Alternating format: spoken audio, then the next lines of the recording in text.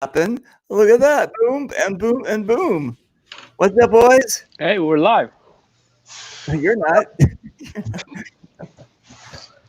Oh, okay, ladies and gentlemen. Welcome to the, we're going to call it the Northern Alliance Big Show. We're going to be talking about the team, the Northern Alliance. We're also going to be talking about the EuroBig Game and Europe, playing paintball in Europe.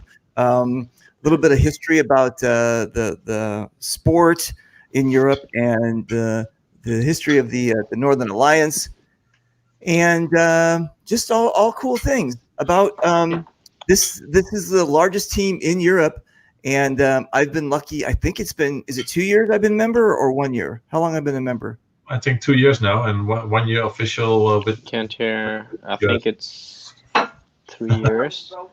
Yeah. I don't know. Yeah. I can hear John, but Exactly. So it's all good. Hey, I got a surprise for you guys. This is called Inside Baseball, but the guys will understand it. Ready?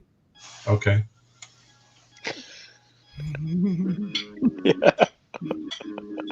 Oh fuck no! I hate. Oh. Hey, that's Dirk. hello. Hi, Dirk. Hello. Good evening. Good evening. Same to you.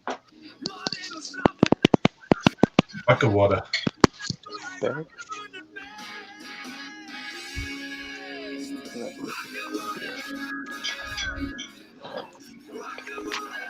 Hey, what do you guys smell? Bacon when you hear that?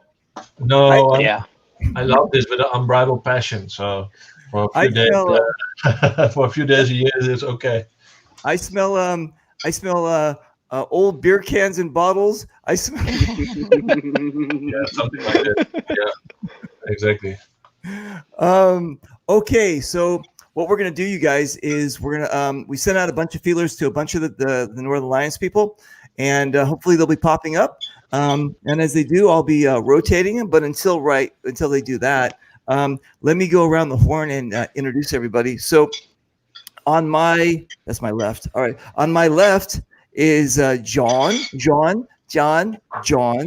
Yeah. Hello. And he is from well, let me see. They just changed the name again. Now this week they're calling it the Netherlands. Yes. Yeah. It is. Okay, so it used to be Holland. It was Nederlander. It was everything. But they decided they made a national vote and they said, "What? It's the Netherlands, right?"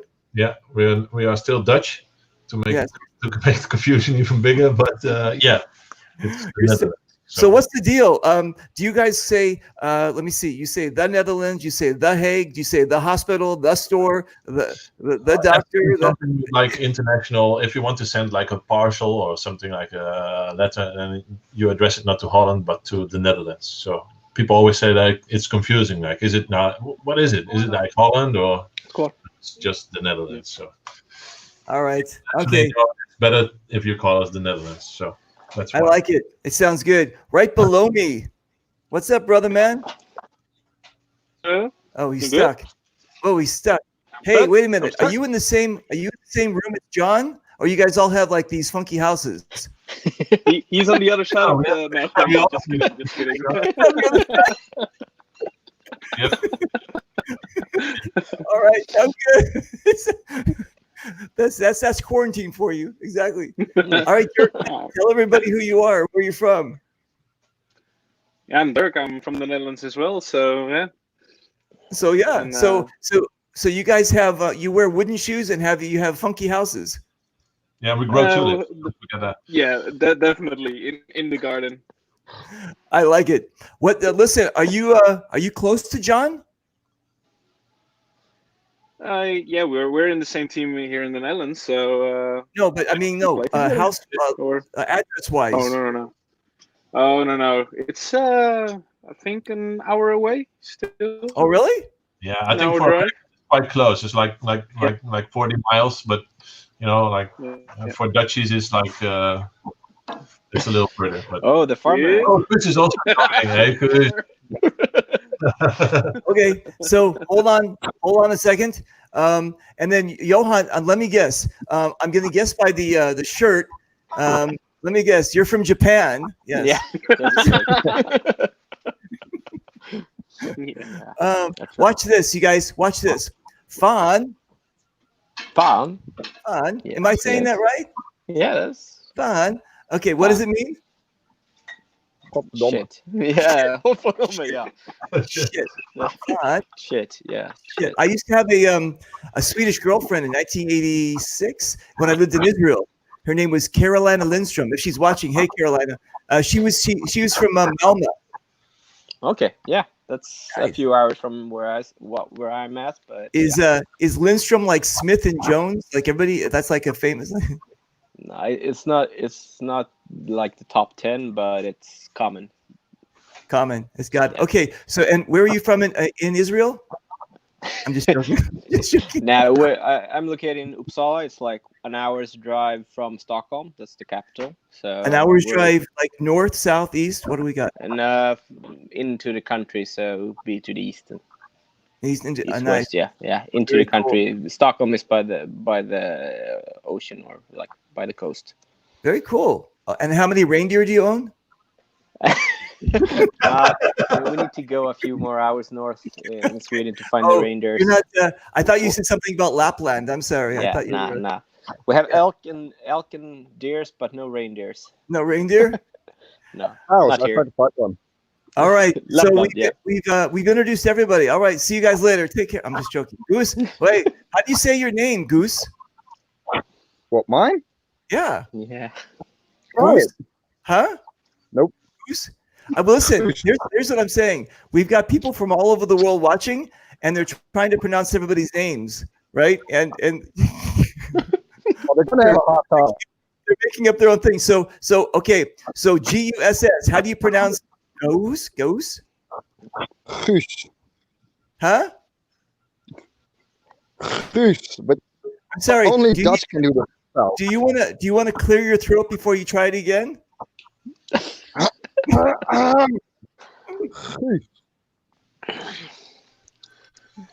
Nice. And where are you from in Holland, my friend, or the Netherlands? Pretty close to the German border, actually. It's called Winterswijk, but it's oh, you can see it.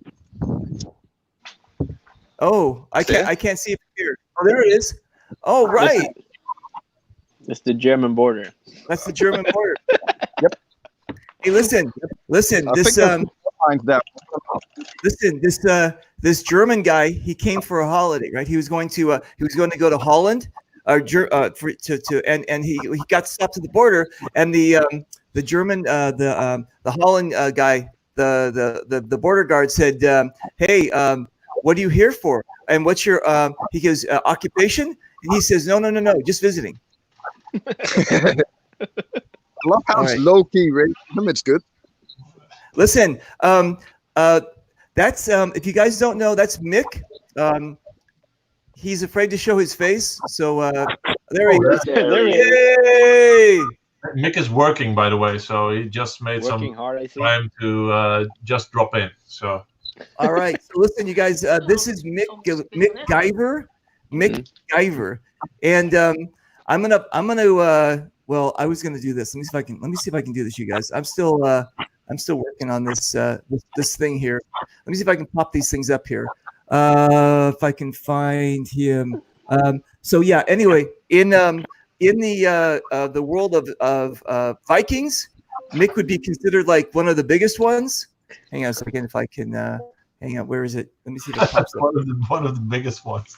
One of the biggest ones. He's a rather big Viking here. Let me see if I. Okay, it's not coming up there. I'll make it here. Anyway, so yeah, there we go. We're gonna do it there. I'm just. Let me see if I can find him. Here he goes. All right, let's see if he pops up here. Hang on a second. Anyway, so Mick is actually a mechanic in a bakery, and he has to work like the funkiest hours. Let's see if we can find him. There we go. All right, that's Mick. This poor guy. The doctor said there's nothing they can do about it, so he just has to, make sure when he sits down. He can also tell you the water temperature when he goes to the bathroom when he has to. So, Correct. poor guy, poor Mick. Oh well. Anyway, so It's not be Swedish. It's hard to be, dude. I'm sorry. I don't know. Is that just like a natural thing you guys have, or it just I don't know. Anyway. So listen. So we've got Mick over here. He's from Sweden. We've got Johan Johan, yeah. from Sweden also. Then we have a couple of the Dutchies too. Okay, so you guys give me a quick breakdown of basically the nationalities in the Northern Alliance. I don't know, John, if you want to do it or. Oh yeah, of course, there's no problem. Nationalities, there's quite a few. So we have some Americans, not so many, but maybe if a few players come over with the paintball bridge, then we can make that a few more. But some Americans, we got somebody from Canada, we have Germans, we have Dutch, Swedish, we have guys from Finland, from Norway.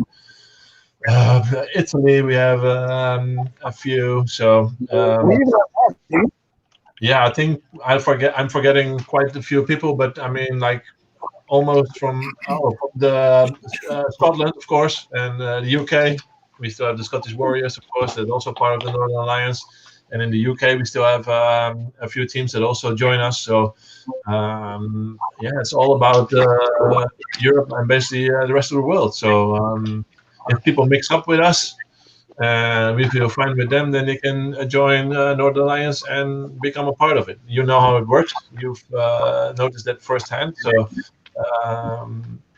that's how we grew from like two camps camping together, the Swedes next to the Dutchies, and then a few years later we became one and decided to make the Northern Alliance, and that grew and grew and grew bigger every year.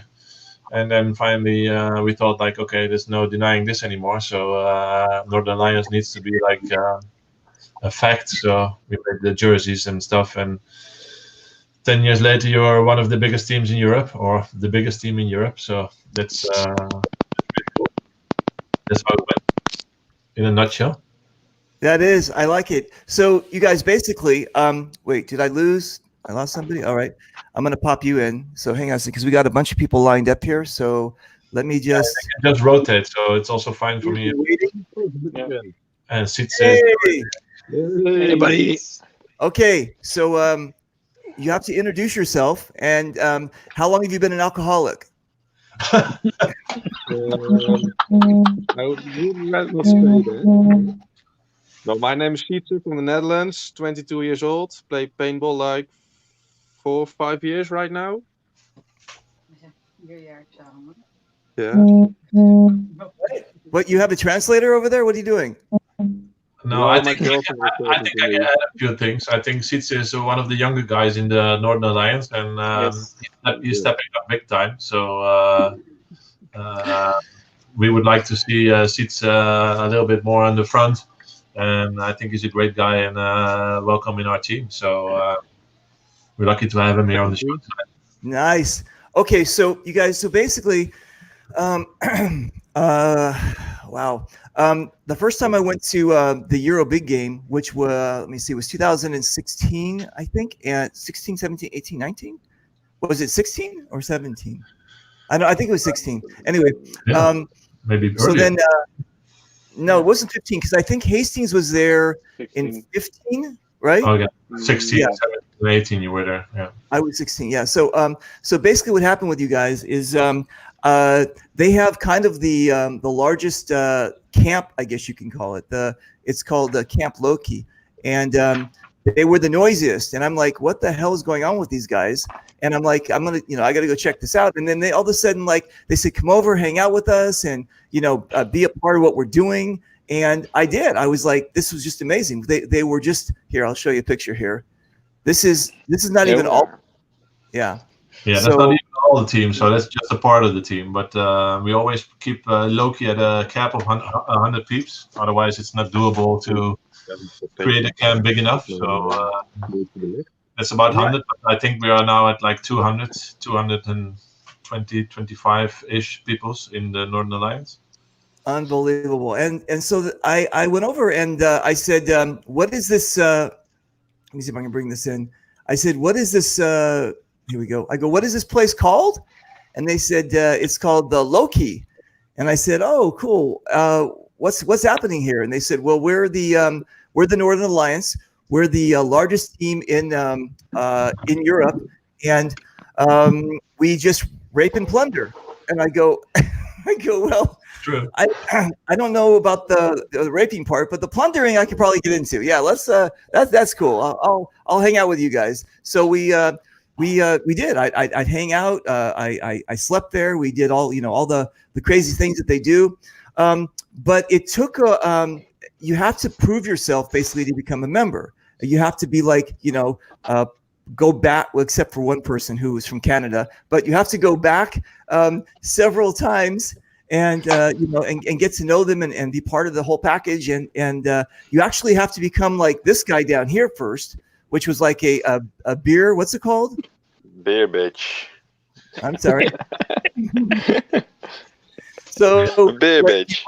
A beer. If you want to join the, I was lucky enough because I'm a celebrity. I didn't have to be a beer bitch. So thank you very much. But if you wanted to become, good of drinking the beer.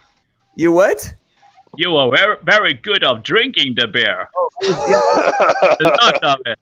I was. It was. Yeah, I was very good at consuming the adult beverages. It was fantastic. But the cool thing the cool thing about it was that they have like basically an intern program where. Oh my God! That must be the worst picture in life. Like a bad hangover. That's how it looks Day like. 2 at Camp Loki. Yeah, so that's the next morning after I became a member. So I was lucky that I had protection on me. I'm just joking. No, no, it was nice. So basically, what happens is you start off as if you want to join, you say I would like to come, and you can hang out with them, and you become a beer bitch like this guy was, and then you actually just run around and you give it's like a frat, it's like a fraternity, right? It's like you have to prove yourself basically, and then you do, and then if you do prove yourself and they like you, then you get one of these things. And I'm very proud of mine. I wear it a lot to all the different games all over the world, Mexico, Canada, all over the States. And what's nice about it is that if you do run across another guy, which another American I did run across, he works for, who does he work for? I'm not going to pronounce that. You See, can do it. I want to see it coming out of your mouth. That's not coming out of my mouth, but anyway, he works for another paintball company, and he actually has one of these as well. We have our newest member, Justin. He's out of Canada. He just got his as well. Yeah. And so it's we wear them with pride because we love this thing. This is just it's an amazing jersey. I have the MF one. What is the? Some of you guys don't have that one, right? John has the original one.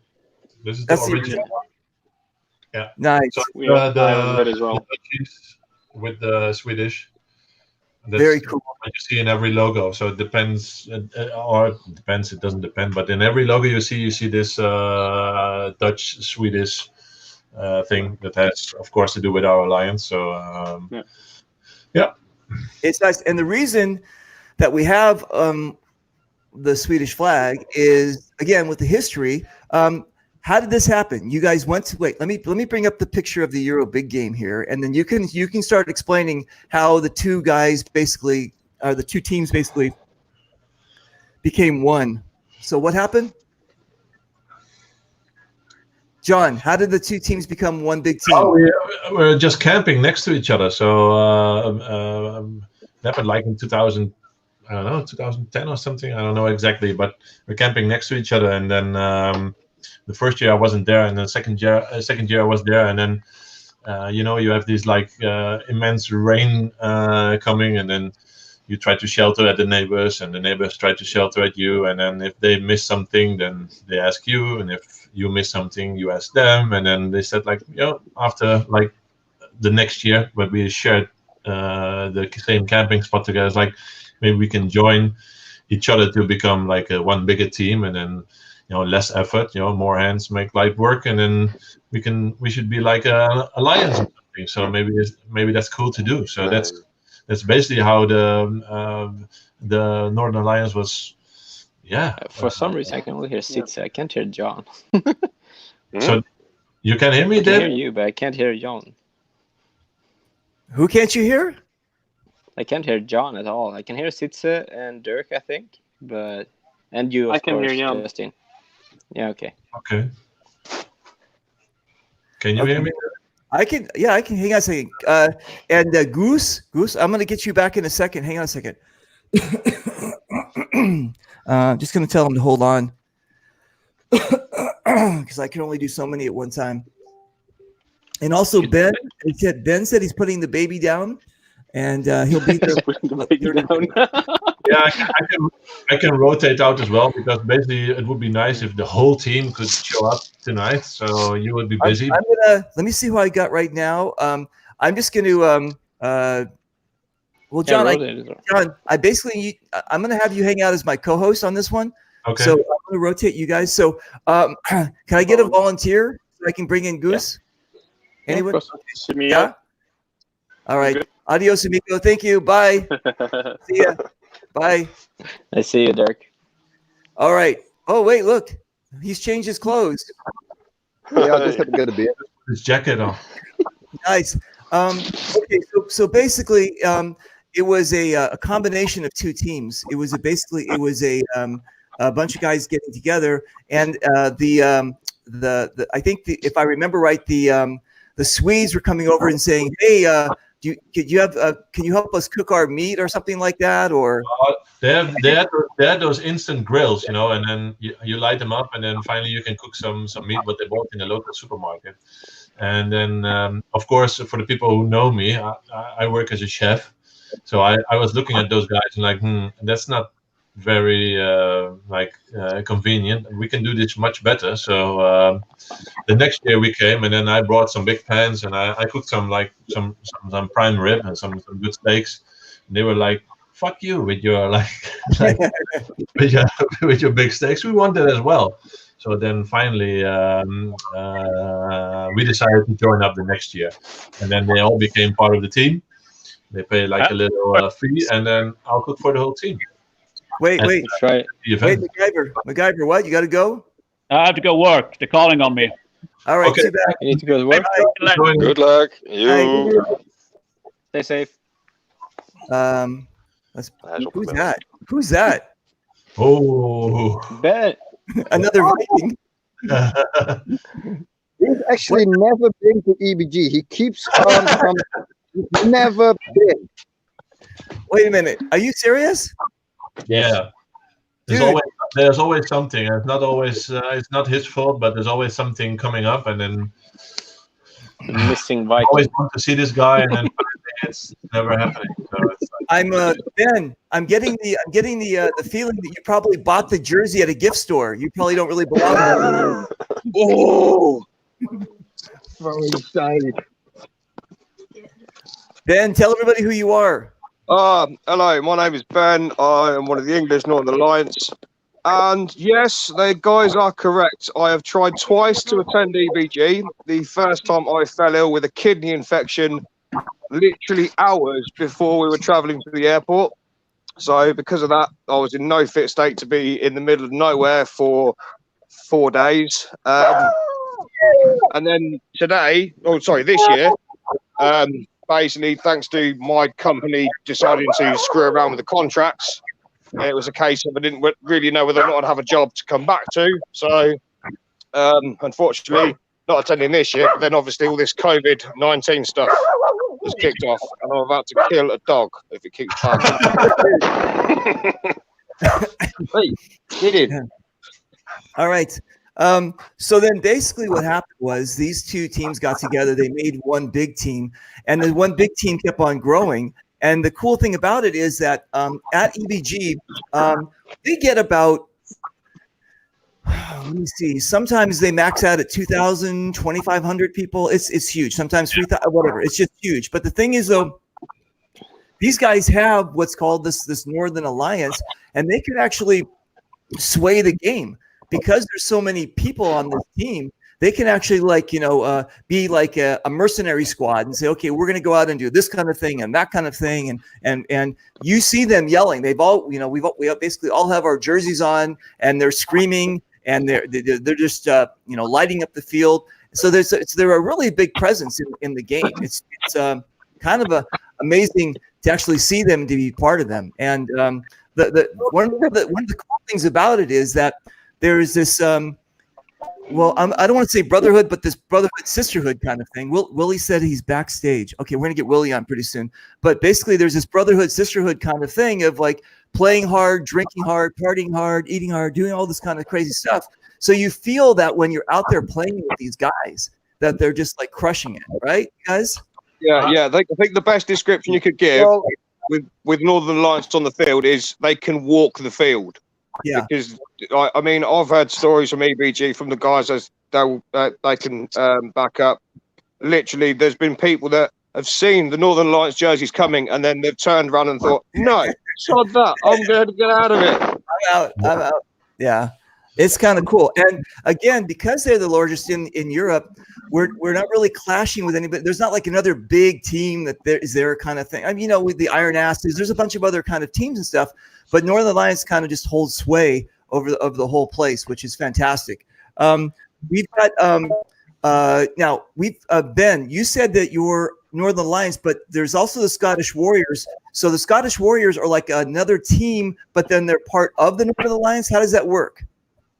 Basically, some of the guys ended up going to Northern Alliance, to EBG. Kind of like the same origin story as far as I'm aware, with how the Northern Alliance started originally.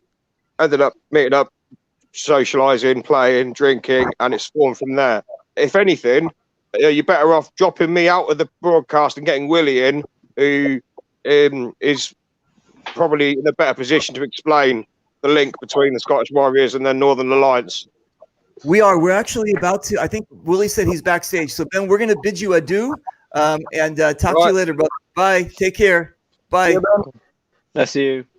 All right. So Willie, I'm trying to find you, but I can't see you backstage here. So hang on a second. As soon as I know this show is going live till tomorrow morning, right? I got him. Yay. Hey! Willie! Hello, lads. Hey, Willie. Oi! I guess I'm the only proper English speaker here, then. Oh, my God. Even drinking, I can understand you. A subtitle. I'm just home from work to put the old stuff on to go out and paint some things in the garden. Nice. Okay. So as I was explaining, when I got there were like all these different guys with different type of shirts and whatever else, and Paul Banks actually said, "Oh, you've got to meet Willie from the Northern Alliance," and I mean I'm from the Scottish Warriors, and I go, my head is spinning with all these names. I go, what the fuck is a Scottish Warrior? So then he comes up to me, and I thought he was speaking English, but I don't know. I mean, the words were coming out, but I couldn't like hot rice was in his mouth or something like. And then he had something to drink, and I understood. I'm just joking. Anyway, so this is Willie, ladies and gentlemen. He's from Scotland, and he's the captain of the Scottish Warriors. Who you got to explain the combination between the Scottish Warriors and the Northern Alliance. The Scottish Warriors went to EBG lots of years ago now, and we met up in the first trip the year before John came with the guys, and we're just basically out and about shooting and met these guys. And it was the Fubar was the main Dutch team back then. Yeah.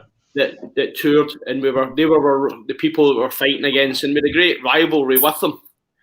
But then, as the years progressed, the numbers got bigger with the Swedes and the Dutch, and the Northern Alliance was born. And it was we were all friends within minutes of being at the camp and all that, because they drink a lot. The Scottish Warriors drunk a lot. The guests drunk a lot, and it was a good idea that we should just all join. And we were very, very happy that the Northern Alliance allowed the Scottish Warriors to be part of their ranks, and it's been the same ever since.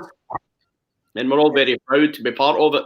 And it's one of these the things. If you're serious about paintball, serious about EBG, serious about having a good time and a good brotherhood, if you can, the Northern Alliance is the team to go. and be with and party with. You know, as long as they don't get my steak when I'm drunk, as long as they don't get my prawns when I'm drunk, as long as they don't get the extras, I'm at 7 o'clock when Goose puts me to bed. We're still streaming. Tried a few things. Yeah. And you know what, you guys? 6 I think. p.m. What? We went to bed at 6 p.m. I think he got 2 hours of Loki. That's the European hour And on we TV. holy stuff. And he tried to go over. We got 2 hours worth of Loki first day. Yeah, that was bad. Oh, that's music. Is it May already? Johan, I'm to think that you're an alcoholic. Every time you've got a camera in front of you, you've got an alcoholic beverage. I love it. I think more Scottish. Say about my Coca-Cola. What else should we do then, Willie, in this time? What else should we do? Okay, so listen, I need a. He just disappeared. I was going to bring him in. Let me see if he pops back in. He's not there. Okay, cool. So he pops back in. Anyway, listen. And as far as like traveling is concerned, yeah, I travel. I think might be the farthest as far as flying. But as far as European or let me say before Brexit is actually the Scottish Warriors, don't you? I mean, you're like way up in Scotland. Yeah, it's easy for us flying from Glasgow straight into Berlin. Then you're like 2 hours from Berlin to Malwinkle. So right. We used to drive it. We used to bring vans, cars, minibuses, things, and it's too much. Right. You've got the Swedish guys as well. That's an epic journey. Yeah, dude, the Swedish ones, they've got to take the ferry, right? And then they, I mean, it's, and does the ferry like you, or is he, or you don't go that way? I've just got to say, I think Goose, the Northern Alliance bring Goose, the biggest theory out of the lot. Okay, hold on a second. Let me. Oh, hang on a second. Okay, listen, Mr. Beerbitch, do you mind if I drop you out? Yeah, I'll go because I'm going to go do some painting. Okay, well, no, dude, no. I was going to get rid of the beer bitch. I'm sorry. Hang on a second. Hi, I got to go. I'm going to get rid of the beer bitch. Sorry. Bye. I love you. Take care. See ya. Oh. Okay. Holland in the house. Mr. Peters. Mr. Peters. Hi Would you mind putting tulips on my organ? if you want to, here you go, man. I'm joking. All right, never mind. It's just that's an old joke. I don't know if anybody gets that, but an organ is you don't get that. So an organ is something you play, but it also is your male part. So I'm asking you to put tulips on my organ. You know what I'm saying? Never mind. You can have them on your organ if you want to. All right. Never mind. All right. Okay. So we don't have Ben here yet, but I wanted to talk about a little bit about the founding members and how this, like, basically you guys came about. We don't. As soon as Ben puts the baby down, maybe we'll pop him in here. I'm not seeing him on here, but anyway, Mr. Peters, are you? You're from the Netherlands as well. Sorry, I didn't really get that last part. I'm getting some feedback, you guys. Yeah, I think it could be Willie or. No, I've got nothing on. Well, I've got my T-shirt on. Oh, ridiculous! Nice. I don't know where I'm getting the feedback from, but okay, Mr. Peters, tell us if you can. Like, are you one of the founding members, one of the beginning guys? Yeah, I really like not to call myself one of the founding members, but yeah, we were there in the beginning. Yeah, together with Johan over there. Yeah.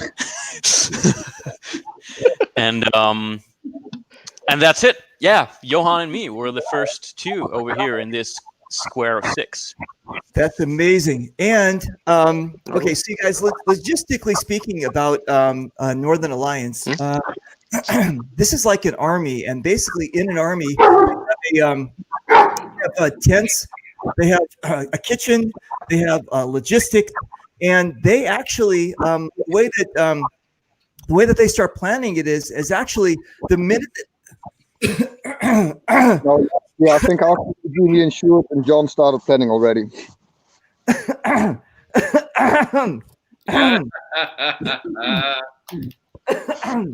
Sorry, I didn't want to get you guys sick. No, it's a good idea. The way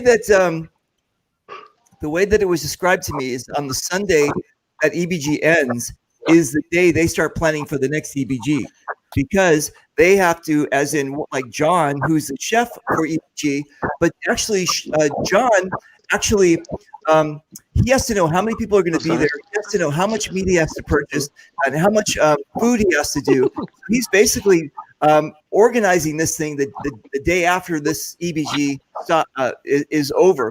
Would they also need? Hang on a second. I think we got him in. They also have our. I'm going to bring in Benny. Hang on a second, Benny. Who's going to volunteer? I'll go. Okay, Willie. All right, Willie, you want to go or you want to hang out? No, I'm going to watch it. Okay. Here you go. Stay safe. Bye. Bye. Oh, yeah. That's actually Hello. Bye. That's my German. See you later, guys. See you. Bye. See you Bye. later. Man, you should have kicked out Goose. Yep. That's exactly what I was thinking. Everybody's thinking the same. So logistically speaking, they have to actually they get tents. Are you guys still getting tents from the Army? You still have that connection? Nope. Nope, not anymore. Last few years. Okay, so basically there was tents from the Army. There were vans. This is like a major operation, and they actually have their own private chat that they actually put all this stuff together and make sure that everything works well. It's a huge logistical happening, and because of Mr. Peters and Jan and all these other guys, this thing happens. They don't just show up and go, "We're here." There's a lot of stuff that happens in the background. Do you want to kind of enlighten us, Mr. Peters, on what happens? Oh yeah, sure. Usually at the Sunday we say, well, we're never gonna do this again in the morning. This was the last year. This shit's gone too far. Yeah. Yeah. Let's kill it now. But every year though, that's true. Yeah, every damn year. Every single year. So nine times in a row. Yeah. And then at the end of the Sunday, like everybody says goodbye and bye. Oh man, yeah, I'm gonna miss you. And okay, pinky swear, next year is gonna be the last year. We're gonna do it again. So yeah, from that moment on, we just organize everything again. We usually take like a 2-month break where we don't even talk to each other. Yeah, that's number one, which I usually forgot, and then shit happens. But yeah, we need to like clean everything up when we're down back in Holland to the HQ and bring every rental piece back and sort everything out which has gone wrong, and all the hospitalized people we need to take care of, as in like, are you okay and are still alive and you think you can continue to function for the next 50 years of your life. And after that has been sorted out, it takes about 2 months. We definitely start planning for the next season. Ben, I don't know if you heard this or not. Hang on a second. They did something special for you. Hold on 1 second here. Let me see if I can cue this up. Oh. Gosh, yeah.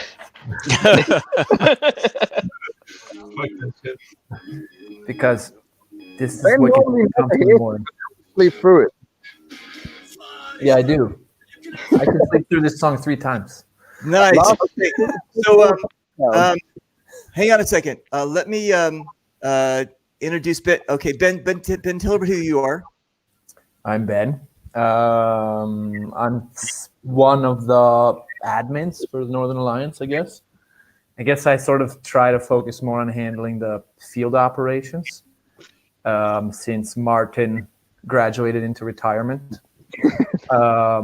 So yeah, I think that's a fair way to put it. John handles like keeping the army on its feet with the food, and Sjoerd handles all the logistics of moving the camp there. And I try to point all the cats in the same direction and get them places on time and make sure they don't go to the hospital and die and things like that. The hospital is filled every year. Yeah. It's not. Listen, Ben, where's your accent from? a mix of places. I'm from upstate New York, and then I lived in Sweden for 3.5 years, and I studied Swedish, and now I've lived in Italy for too long, and and so I learned Italian too. So I have a bit of a weird, fucked up accent. And You're everyone makes amazing. fun. Listen, I've been practicing. Bella bambino paesano. It's pretty good. Hey, thank you. So Ben, I think, is at the worst as far as quarantine is concerned. He is in Italy, and they lock the Northern door Italy, with yeah. keys. He's basically stuck there, right? You're like, you can't you're not like me, a Californian. I can walk around and say, "Whoa, what a beautiful day." The first week we could still go outside, so we could like go for runs and things. But now, plus you have the national restrictions, then you have like provincial restrictions. So that would be like if New York State or New Jersey wanted to add some extra stuff. And then we have like town level restrictions. So maybe the county or the town decides like, oh, even though the state said you could go outside, we don't want you to go outside, so you're fucked. So yeah, I haven't left the house since March 7th. I went for a walk in the parking garage. Oh my God. I have almost a garage under my house. I didn't know how far it was, but now I know. It's 1.3 kilometers. Wow. It's day 35. Dude, so that is crazy. Hey, and can you also please put this to rest for everybody else that's watching my show that's not part of the Northern Alliance? Mm. This is not a conspiracy, right? No, there's lots of dead people. Okay. Lots of dead people. I just like, especially in America, we have this kind of like mentality sometimes of like, well, I haven't seen any dead people, so I think it's a conspiracy. You know what I'm saying? Okay. My aunt's uncle is dead because of this. Just on the news tonight, they announced that. So all the towns around the city of Milan, it's a region called Lombardia. Tonight they released the death statistics for those regions. Now this is not deaths to COVID, guaranteed to COVID or specifically attached to COVID. This is just the number of deaths this year compared to the average over the last couple of years. Because they haven't been able to test everyone. They only test you if you go to the hospital and you're in severe distress. So the death rate in these towns, the bodies out, is 10 times higher than it was last year. I'm not saying I can't prove to you that these people died from COVID because they all didn't get tested. But the absolute death rate is 10 times higher than it was last year for March.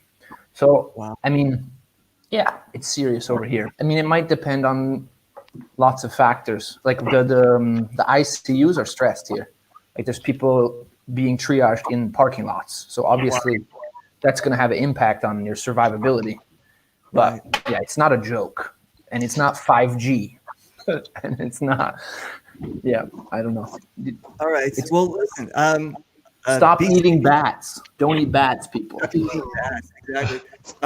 No, it's interesting because there's a point where people get like cabin fever, and then they start thinking crazy things, and they start like, no, it's Trump wants to take over the world, and it's this collusion, and I'm like, just stop with this kind of stuff, right? Just because you don't know anybody that died, and you haven't seen a dead person, that doesn't mean that it's not happening. I think it's North Dakota, that even the town even voted. No, we're going on. So you guys, come on. But I think like my brother's in Denver and they haven't been impacted yet, in North Dakota. Like they're far away from the coasts. No offense to North Dakota, but it doesn't have the same amount of tourism from China that say Milan does. So I think it's just going to take longer for it to get there.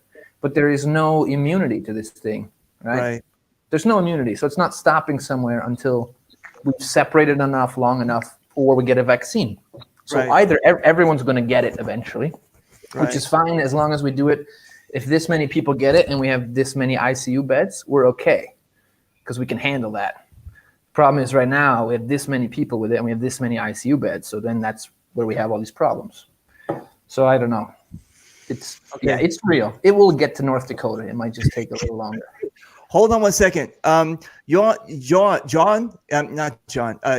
Mr. Sweden. Johan? Fine. Yes. Do you mind yes. if I let you go and bring somebody else in? Yeah, of course. Okay. Stay safe, guys. Love you. Bye. Don't forget to write. Oh, ik ben weer terug. Nice. Hey, did you keep the receipt from the barber? Maybe you can get your money back on that haircut. Yeah, I agree. I agree. They didn't finish the don't other go near side. Is it even a haircut though? I guess wouldn't that's go what near happens a when you're flame. you do your own haircuts.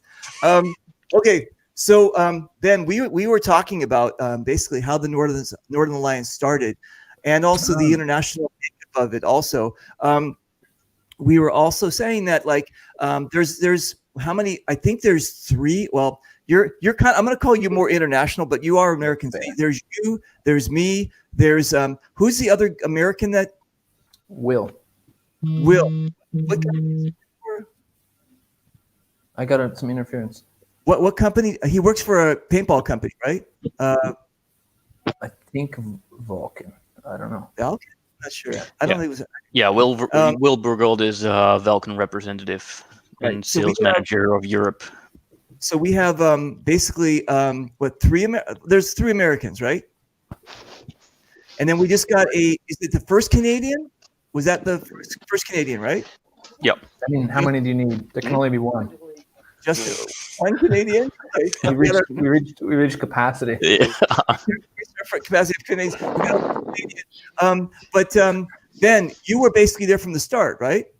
Yeah, I mean, from the Northern Alliance start. Yeah. Okay. So, I mean, listen, I'm always trying to get Americans to travel. I'm always trying to get people out and say, hey, at least get your passport, because it's the first step. Most Americans don't. I mean, I think the number is at 60%, 70%. I don't know what it was, but you have always been a world traveler. How did you end up at EBG? I was in Sweden for studies, and I met some of the Swedish guys who were on the team. And they had been going to EBG when it was at Falkhagen, which is a different part of Germany. So EBG is actually about 20 years old, like the concept of EBG. And then it eventually moved to Malwinkel, and they had these really cool multi-story barracks buildings, really big and really cool. And they were always going down there and playing, and it was awesome. And I was a student on a student budget, and I could never afford to go. So I was like, as soon as I get a job, I'm going to go to EBG. So I was actually in Italy finally, and I got a job, and I wanted to go to EBG. So I went to EBG, and I met all the Swedes who had come down from Sweden to play. That was why I went there. Unfortunately, by that time, EBG decided those huge buildings were too much of a risk, and they bulldozed all of them. So I've played on the same field that you know, Justin. Like, that's the field I've always known. I didn't get to see the big built-up one.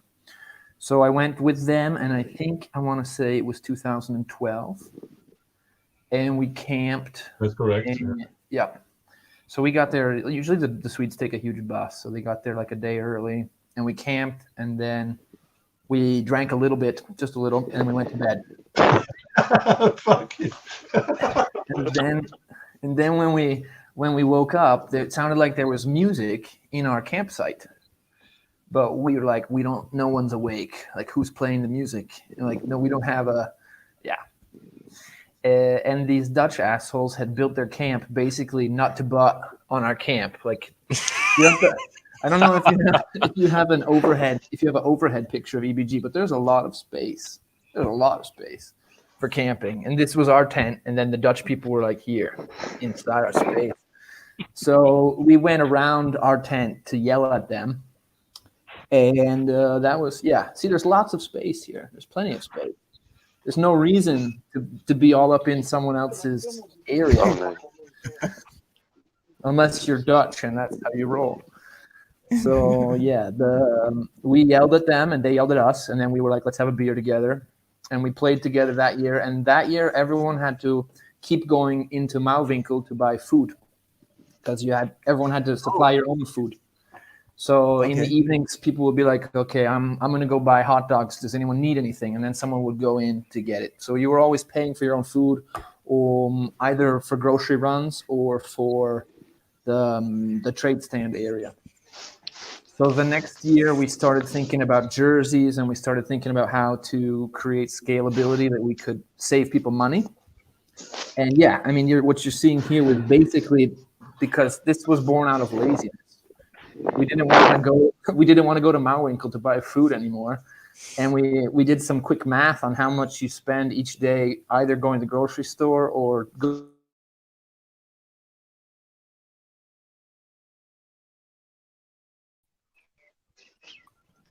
Whoa, what's that? Ooh. Whoa, glitch. Whoa, what happened there? I don't know. Glitch in the matrix. Anyway. on top. My jokes. Fuck you. You know what's going to happen with Mick on top? His balls are going to drag down on your head. No. Incoming. Okay. So anyway, Ben, you said you did quick math. We did quick math, and we figured out that if we could spend less money giving money to John and paying, or at that time the tents were free because they came from the army, but we figured out how to combine everyone, and they would spend less money, get better food, and not have to worry about all their tenting and bedding. So it was really a win-win-win-win for everybody. The best thing I think was that was the first big step, was when we sort of brought everyone together, and the second big step was when Shord put the store up, because for like 3 years I was managing a Google document on an individual, like case-by-case basis. So like, Justin wants to come to EBG. What kind of clothes does he want? What kind of color does he want? What kind of food does he want? How long is he going to be there? Like, for each person times 100 people times like 8 options. So it got crazy, which is fine when you only have 20 people. But we went from like 12 people to 20 people to 45 people to 86 people. And it got out of control. So when Shord managed to like make the store and digitalize everything, so it's just like point and click. Yeah, like, you want to handle eight rows of Excel for each one of those ugly motherfuckers? No, you don't. Trust me. That's why I drink. We were telling so the picture we just showed. We just said before that's not even the whole team. That was just, yeah. It's a huge amount. And again, guys, I travel all over the world. I play every place, and I got to see all the different teams and do all these, hang out with all these people. And you're right. A lot of the teams that I hang out with are 10 people, 15, something like that. They all bring their own food. They have a camping area kind of thing. I've never seen anything like you guys. Again, it was like an army. It was like, it was like a process. And I like, this is fantastic. And so then when I became a member, and I got involved into the private chat. And then there's a store. You can buy everything that has to do with Northern Alliance. It's like basically a company. You guys have basically created a business here. And I'm just really proud to be part of it. Well, it's a business that doesn't make any money. It's a business that costs a lot of energy and doesn't make any money. Essentially, we lose a lot of money. And in the beginning, the first few years, well, let's say the first 8 years, up until last year, we actually had to put in money ourselves to keep it all going. So no, it doesn't really make money. It is officially a business. So it's registered at the Chamber of Commerce and everything. Seriously? Okay. Yeah. Yeah. So it's a registered business, and we run everything as as a business, but a nonprofit organization. That's how it's installed at the Chamber of Commerce. We've got a picture here of, you can see one of the basically the tents. These are military tents. And they're with actually military cots. This is the Camp Loki sign. And we did this 1 year. It was the armbands, and Roger Weber from Team Tag made them for you guys. It was I try every year when I go back to do something for you guys, like that got whatever those kind of things. People went crazy. They were like, I want this. And the other teams started seeing those things, and they said, I want this. So I had to have one suitcase just full of team tags. I brought one. It's just in of team tags. But there was again, this kind of a this camaraderie, I guess you can say, this thing that I see when I travel, when I go to different parks, I see the camaraderie, but this is times 1,000. When I can see all of you guys from all over the world coming together here, and obviously English is the the nomen franco. What is it? The basically the language that we all kind of speak to communicate. But there's this okay. There's nobody saying I don't like the bacon. I don't like the eggs. John, can you do this? I need veg. I need a vegan. Can you do non-gluten? And can you? I would like to only have free range eggs, and that's this. If I can share a little bit, and Stuart and Ben can correct me if I'm wrong, but I think what this team makes for such a good connection is that all the players help out. So every player does something. I cook, yeah, and I do a lot of other things, but I cook and I make sure that the team has a full stomach when they enter the field. But Stuart does also a lot of things, and Ben does a lot of things, and all the other members also do a lot of things. And what the great thing is at EBG is that all the people eat together. They all sit together at one big table in the middle of the camp. And even if you don't know the player that's sitting next to you, normally if you walk out and you go to a trade show and you buy your hamburger there, yeah, just you or a few of your teammates. But as soon as you sit next to a lot of other guys on a table that you've never met before, yeah, you're going to ask, hey, who are you? Yeah, right. The team, what you're playing for, yeah, and that creates like this bond in a few days that people are curious, like who's my neighbor? Where do you come from? What is language? So, and all the people know each other the week, and they always look forward to seeing each other the next year again. And I think. And that's only my part, but feeding the guys and put them in the middle of in the middle of nowhere. We have like generators for power and stuff, but I feed them as best as I can, and then they all sit in the middle of the camp having lunch or dinner or like a midnight snack or something, and then they're all silent, and after eating they talk to each other, have a drink. I think that's what makes this team like a band of brothers. You want to say it like like this real camaraderie. I think that's cool. So you guys, in the evening, when the real action starts, we have a. Let me bring up these pictures here. We have a. I don't want to see these pictures. Oh no! Oh no! Looks like I fell down in the mud. Yeah, but so basically, what's happening here is this is the grease paint you can put on your face if you become Viking for a night, and you can pop that on there.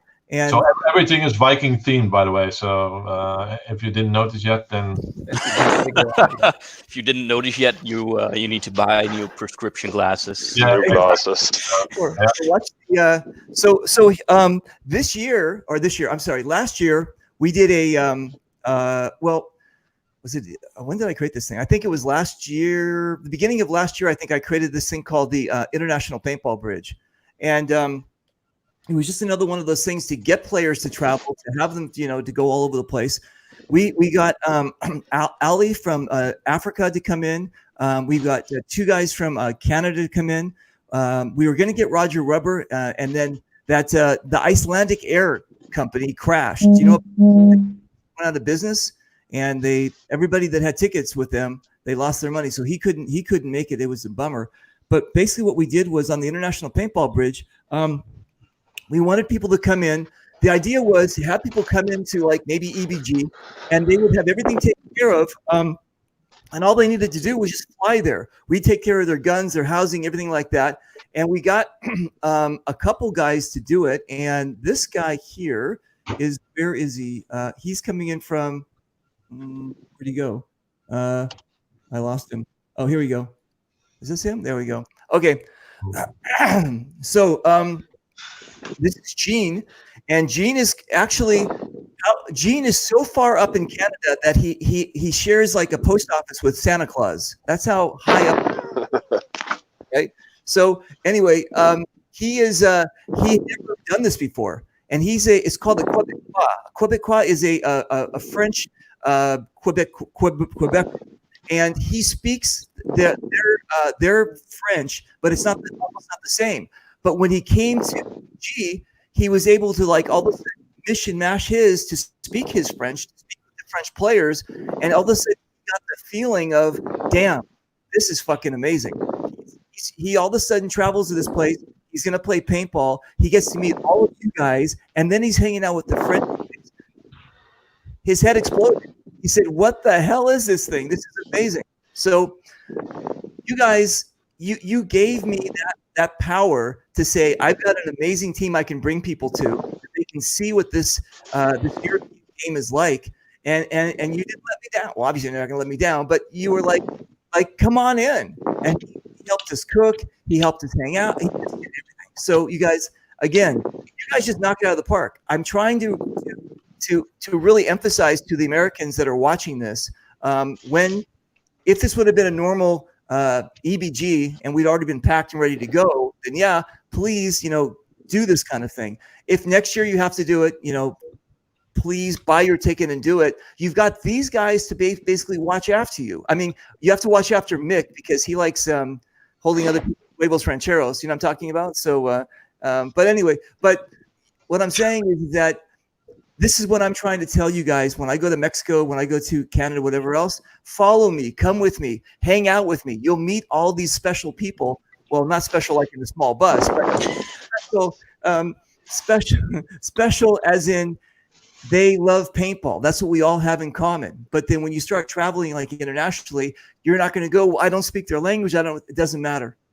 Just come on in, have a great time, and meet all these cool cats. So again, you guys, thank you very much. Yeah, it's our pleasure, I guess. It's not Stuart's pleasure. Definitely, yes. It's our pleasure. It's not my pleasure. No, it's good. And also too, again, I popped up some pictures of us cooking.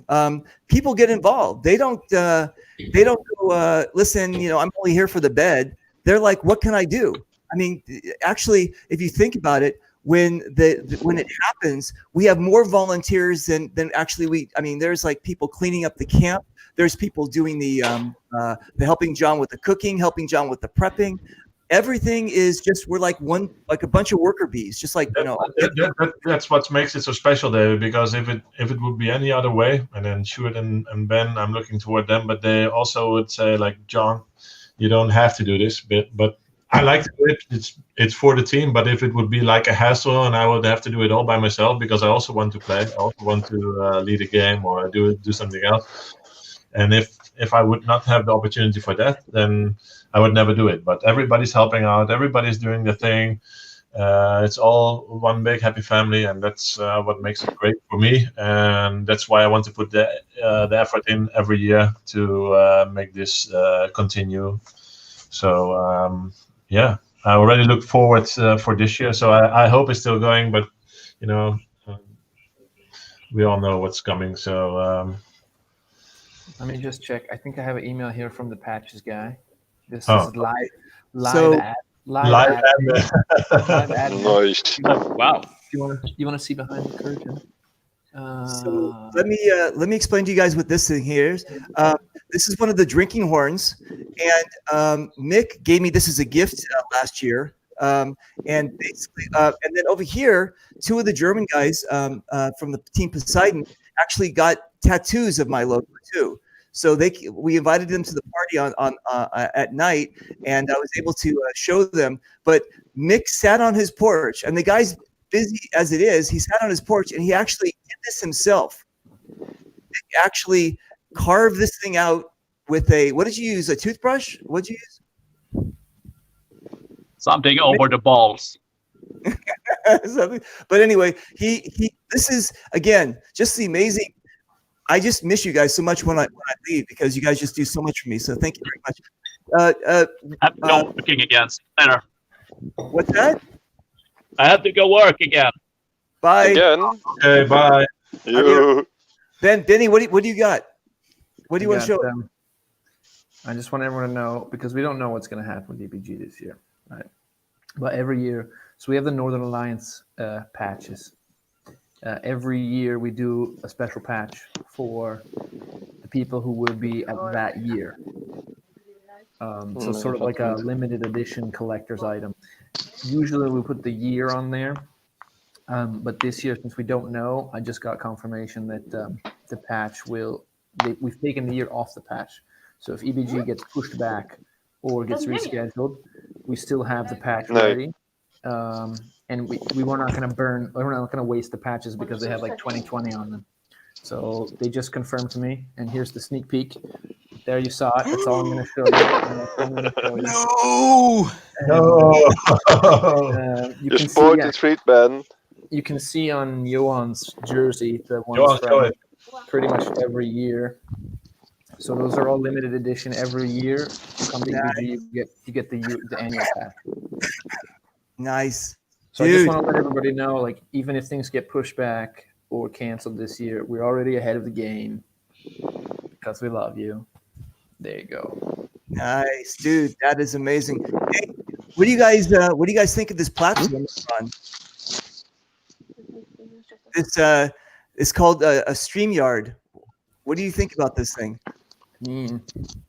I've been working from home for 35 days.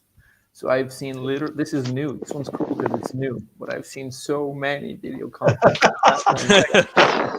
I don't even know which one is the best one.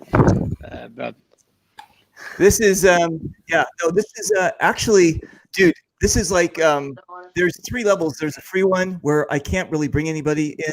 There's one $25 a month where you can bring 6 people in, and you can go to, like, right now we're broadcasting live to Facebook and YouTube at the same time. And then you have for $50 you can do all these other streams and everything like this.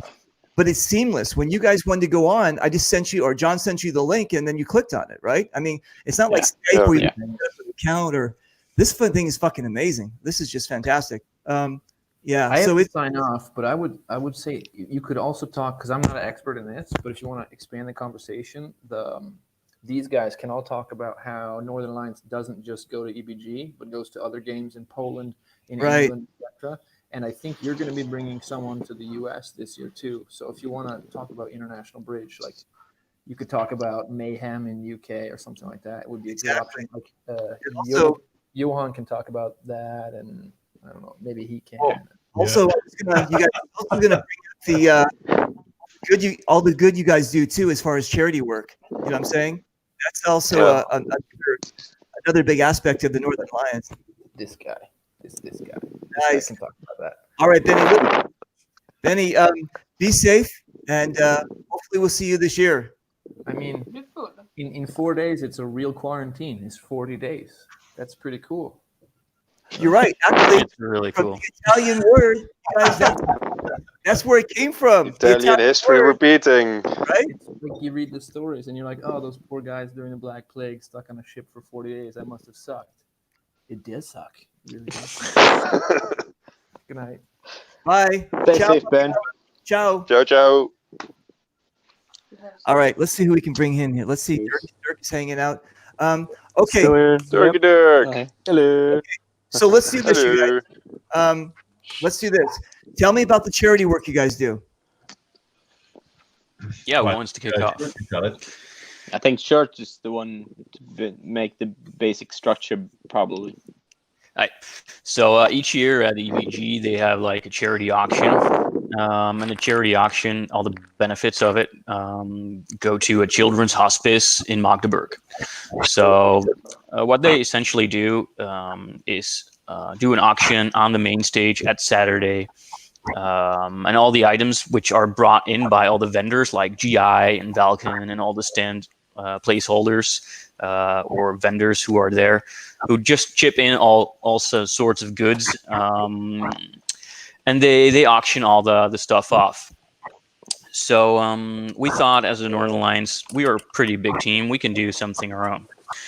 So we started auctioning off one-off items or super special items, because usually the items we have from the Northern Alliance are Northern Alliance only. So you can't buy a jersey or anything of us. You have to earn it. You have to be in a team. So Goodies of Northern Alliance usually do pretty good on the auction. And then we thought we need to make money up front for the charity auction. So each year we make a special charity calendar, and the calendar we try to fill it with spicy pictures of us and people we know of the EBG field or friends of, or even our own ladies have posted in the calendar, and we sell them on site. So I was see, Dirk has one here. Wait a minute, Dirk, you're in your bedroom with the calendar. You're scaring me. Why do you have that in the bedroom with the calendar? What do you do? I think we all have them in our bedrooms. Yeah. We don't get all of them. Ashamed of them. Exactly. Well, Dirk, Dirk, wait a minute. Open it up and let's see it. Let's flip through some things. Just make sure the pages don't stick together. Yeah, exactly. Let me. This is the spare one. The other one is one. So this is one of the group pictures again. Of course. So I will keep talking about that while you show all the pictures. So what we do is sell the calendars at a nonprofit base. So each year we get around like €1,000 just by selling all the calendars for the good cause. And then we prepare special packages for the auction too. So we have €1,000 of cash each year, sort of, by selling just the calendars. And then we make little packages to auction off at the auction, the charity auction. And for the past few years, there has been a sort of a tradition. We also brew our own beer each year, and the beer is super limited. So we only brew 150 bottles of these. And each year, John, our chef, is brewing a different kind of beer. They come with in a flippy toppy bottle. They're half a liter, and usually they're super special craft beers, around 10, 11, 12% alcohol percentage. So they will knock you off your socks. Yeah. So what happens at the auction each and every year for the past few years is these bottles, only the bottles, auction off for around 500, 600, 700 euros. And last year there was something super special happened. We had a box of combined beers. We auctioned it off for more than 2,000 euros. So that was super amazing and heartwarming. Yeah. To do that. What? All for the charity.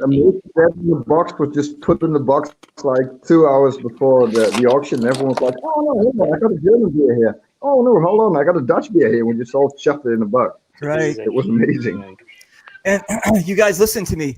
It's not a hard sell when they do the auction at EBT. People are pushing each other out of the way to get. I mean, I had a guy last year, one of these, he was wearing his overalls or his coveralls. He took them off, had me sign them, and we auctioned that. People are going nuts when it comes to the auction. They want to be a part of this big thing. And we're not talking Northern Alliance. We're talking about the whole EBG is standing up here and they're just screaming and they want to buy this stuff. That's why the numbers get so high as far as the money's concerned, because these guys are like, this is amazing. Now, doing the helping John with somebody's got feedback. Listen, tell me about the children's hospice. Well, the Children's Hospice is a little hospice based in Magdeburg. That's like a village or a city nearby. It's basically sort of privatized, part privatized, part government, but it's former Eastern Germany. They say, okay, Germany, Europe is one of the richest countries in the world, but it's not like that over there. And every euro or dollar or whatever currency you have extra to spend on terminally ill children is a dollar you could, or euro you can make them extra happy with. So what the EBG organization does is bring all the euros to the children's hospice, so they can like buy some extra toys or anything for them, just to spend their last days of their lives in a little bit more of happiness and forget their sorrows. Wow. And basically, as long as EBG or as long as Northern Alliance has been a group, you guys have always been doing this. You've always been basically raising money. What was the biggest amount you've ever done? I think last year we topped it with almost 5K. So that's a pretty big amount of money. Wow. And I think in total we're close to 20K now in the eighth we have 8 editions right now, so 8 editions of Camp Loki. Yeah. Dude, do we have 8 calendars? No, we don't. No, with the first 2 years we didn't do it. So basically it's only 6 editions which we actually participated and did something for the charity, but 20K is pretty damn good. Pretty damn good. Yeah, very damn good. It's amazing. And again, you guys, so basically what I'm trying to do is give you a little bit of a background history with the Northern Alliance. Of they started with some Dutchies and some Swedes hating each other, and then they ended up $20,000 later giving money to all this charity. This is in how many of 9 years? What's the length of time here? Well, we started in 2012. That's when we first met each other, but there wasn't a real thing. But the 2012 people, we call them the first warriors. There's only 30 people of them, and there's even a special patch made afterwards for the 2012 people, which Johan shows. Nice. It's very in a distinctive color, so you can recognize the people who have that patch are the special, like the founding members of the Northern Alliance. Although I really hate the word of founding member. But first word. All right. What do you mean? I mean, what else am I supposed to call it? You're like the first ones. Or something like that. Dude, yeah. I remember. Woo! Wait, that reminds me. Hang on a second.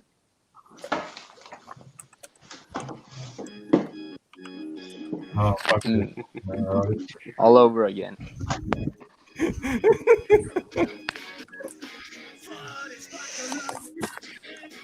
Yeah.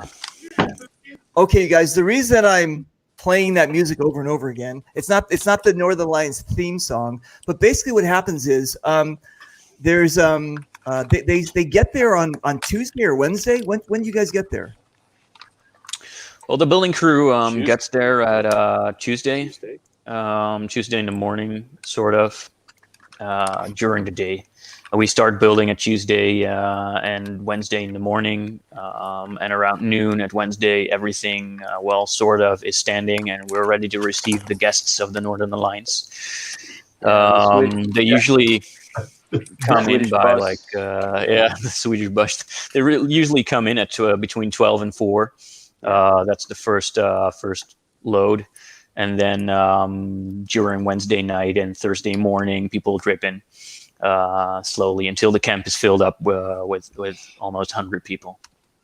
And these 100 people, they enjoy their adult beverages, which they bring in from all over wherever they come from, and when they've had too much and they're trying to get up in the morning. Yes. So there are some people that have their wits about them, and they play this wake up song. So yeah, what we basically do is we have a set playlist in the morning, and each morning at 7:00, the same playlist for eight years, and this year or next year going to be the 9th year. We solidly play the same playlist at almost maximum volume through our own stage. Wait, the whole camp? You mean the whole EBG hears this thing? Well, we have a pretty impressive stage for we have a stage as a little pinball team, which is a bit weird, but we have it, and it's super convenient to wake people up because we have large speakers on it.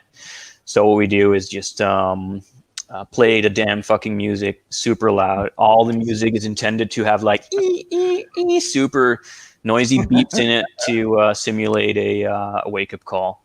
And the best part is we get new neighbors every year.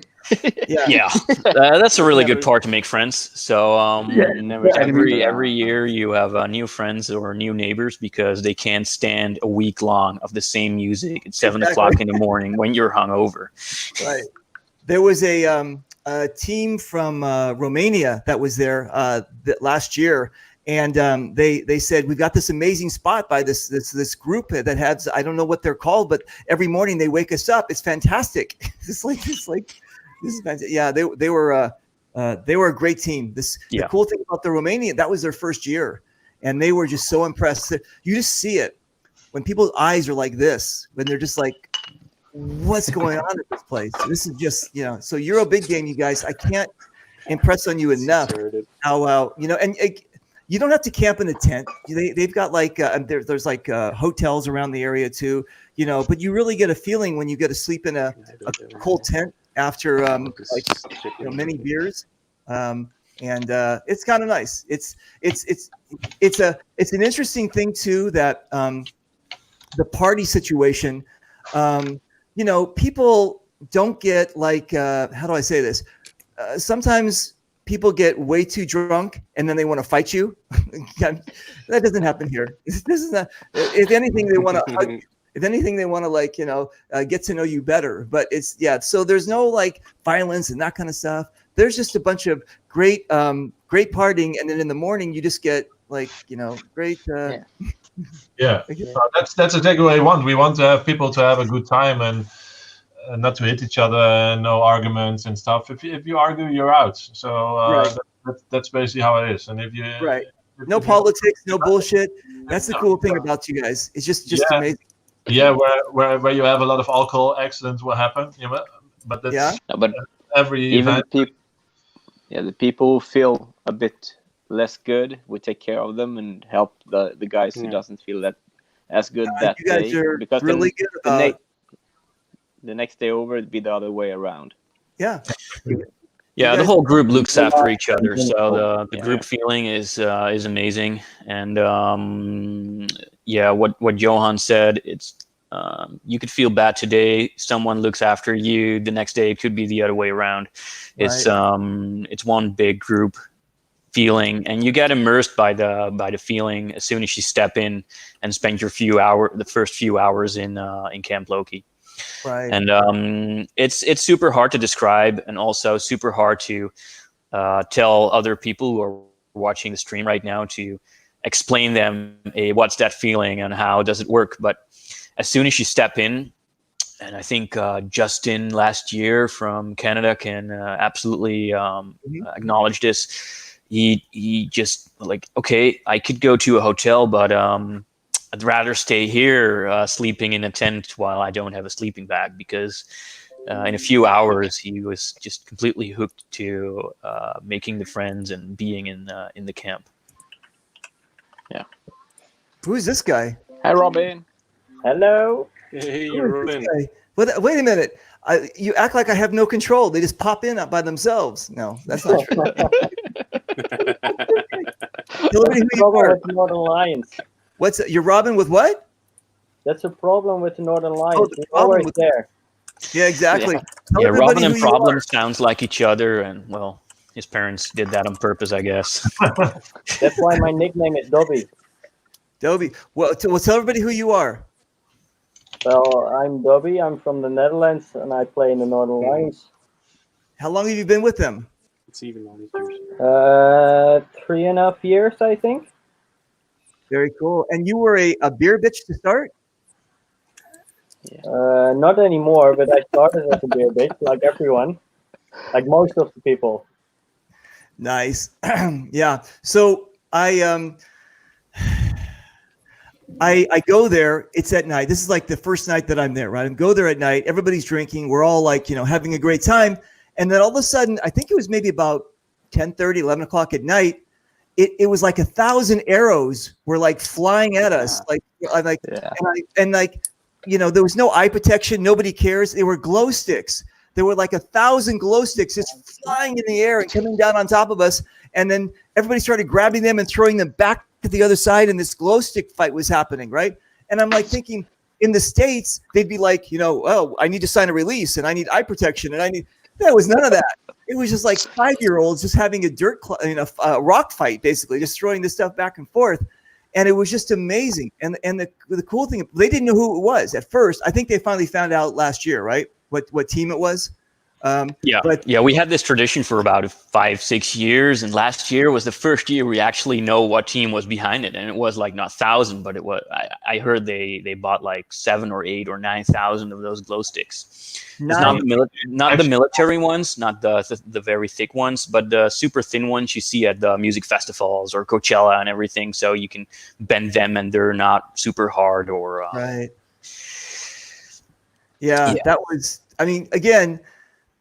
Where do you see this kind of stuff? People are like, maybe in the States, they'd be like, well, that's not environmentally friendly. We need to the place gets cleaned up. You know what I'm saying? Even in Germany, they say it's not environmentally friendly, but we pick all the glow sticks up one by one at the end of the camp. So, and you guys listen, when the camp gets dissolved on Sunday, it's like they were never there. You know what I'm saying? So that's how clean the place is. It's not like beer cans on bottles all over the place and everything like that. It's amazing to me that when you have a group of people like this that want to get together and just like they all basically are aiming in the same direction, that they don't really need like a political structure. You know what I'm saying? There's not really like, we need to vote the president and vice president. Like John said, the thing that makes this work is just everybody gets together and just has a great time. And just and I want to show something because I want to give Dirk some credit because he's making awesome. Everybody's doing something, but he's making this at work. So all the logos, all the stuff, everybody does something, and that's what makes this team so special. And there's nothing to complain about because everybody's just cooperating with each other to make sure this thing happens. And of course, we're talking about EBG, but Sjoerd has been many times too, and I think Johan Nordling also, and Dirk and me as well. We also went to the UK to play paintball over there, and to Poland as well. So I mean, we like to meet each other again, but then maybe in a different country. So. Germany is just one of the fields we play. So then, it doesn't stop there. In the Mayhem game, were you in Ben? Were you in the Mayhem game? Well, I'll get onto that quickly. But the first time I met Stuart through the Northern Alliance was, I think it was 2016, the first year I failed to make EBG. My first meeting of Stuart was he needed a lift from the local airport to paint a game called Paint Fest. So I was just like, yep, I'm passing that way, no issue, picked him up, just like thrown in at the deep end. But no, getting on to Mayhem, being a UK player, there's very few quite big in terms of numbers and quality of game, big games in the UK for paintball, Paint Fest being one of them. Mayhem, which is probably now the best UK large-scale big game for paintball. I've luckily enough been twice with mainly playing alongside the Scottish Warriors under the Northern Alliance banner, and I think it was only about 15 to 20 in 2018 that were there of the Northern Alliance. Most of them have travelled, obviously. I think there was maybe 4 to 6 at most from the UK and the Scottish Warriors. The rest of the guys, which again 15 to 20 of them, were all European travellers over to here. I think last year there was 35 plus there, and it just shows that, again, in the Viking style, the Northern Alliance are fully willing to invade other countries to play paintball. But the scariest thing is, going back to obviously the photo you shared a couple of minutes ago, David, regards to obviously your experience of drinking with the Northern Alliance. The scariest thing was on like the Saturday, like the smaller like miniature games, was a case of there was a set staging area that the organisers put aside because of the numbers that were coming over, and even between these like 45 minutes to an hour long games, you'd go back into the safe zone. Someone would pop out a full bottle of spirits. It had passed the room twice. 5 minutes later, the bottle's empty. It's just like, yeah, my liver cannot cope keeping up with these guys. That's true. So let me ask you this: the Northern Lions. You know how like some teams have a travel team, and then some teams have a local. Do you guys even have something like that, or is it just like whoever can go goes? Whoever can go goes. I don't know what it's like, obviously, for the other 4 guys in the stream, but for me, it's a case of I find myself this is something that one of the guys that's not been even backstage, Gassy, which I'm guessing you've met, Gassy Patterson, that you've met as a Yorkshireman. He posted this in the comments, which got missed, and I've got the exact same feeling. I feel so lucky and so proud to wear this jersey and to be part of the brotherhood that is the Northern Alliance. And it's just, I mean, I now find myself wearing more often my Northern Alliance jersey than I do any of my Scottish Warriors jerseys at games, because I've been unlucky enough not to experience the full EBG experience at Camp Loki, but saying that, it's just such a welcoming team, and it's a case of almost anything goes, but as soon as you start being a bit of an arsehole, a bit of a twat, that's it. They won't stand for any crap, really, from anyone, but at the same time, in terms of banter and having a laugh and having a good time, there's nothing else like it, even in the 8 years that I've been paintballing. Nice. So cool. Okay, boys, listen. What do you think? We covered everything? Are we leaving? I know that we've got one of you guys coming in. What's his name? I can't remember. David. Illern, the ferret. Yeah. Wait. Hang on a second. I'm still trying to. I want to buy a vowel. Hang on a second. Illern.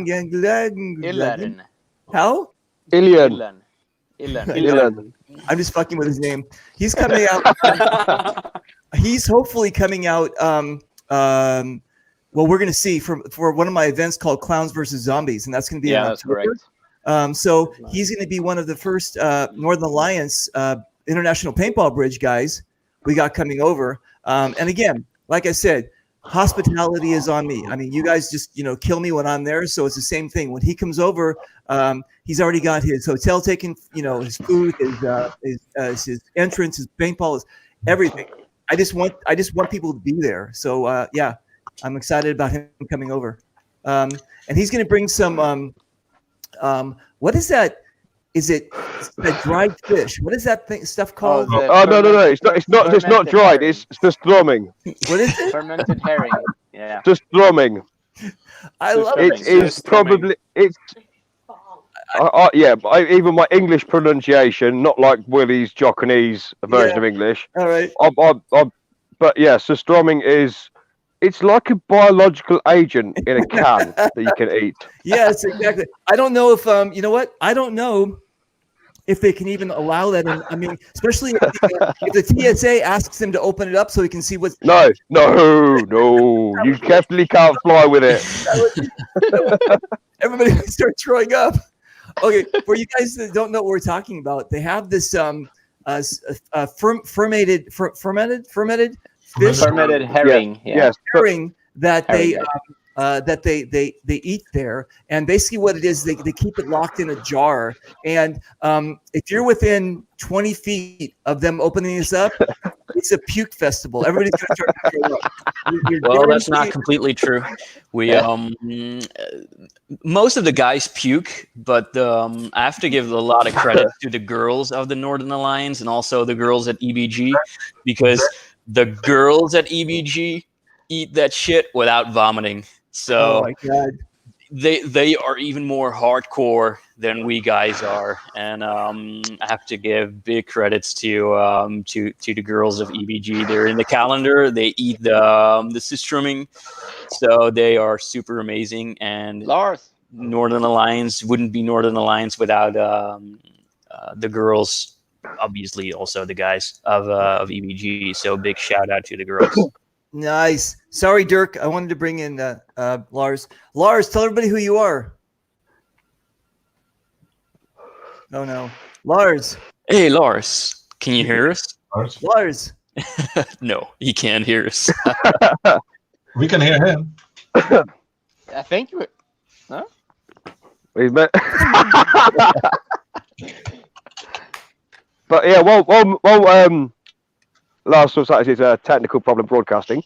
David, if you can make a Mayhem big game in the UK, it is genuinely probably the nearest on a lot smaller scale to EBG. Okay. Gassy. Good evening, gentlemen. Good evening. Hey, my brother, tell everybody who you are. I'm Craig Gassy Patterson. I was with the Scottish Warriors. I've missed EBG for the last 3 years due to various reasons, and I was desperate to go this year.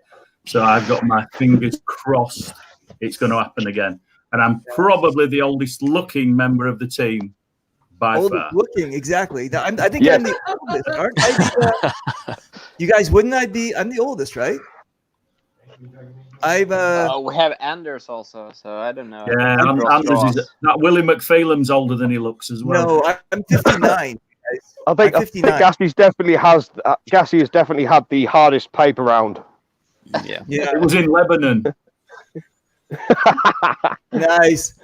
Okay, so you said you were with the Scottish Warriors. Are you now with the Northern Alliance? What's your story?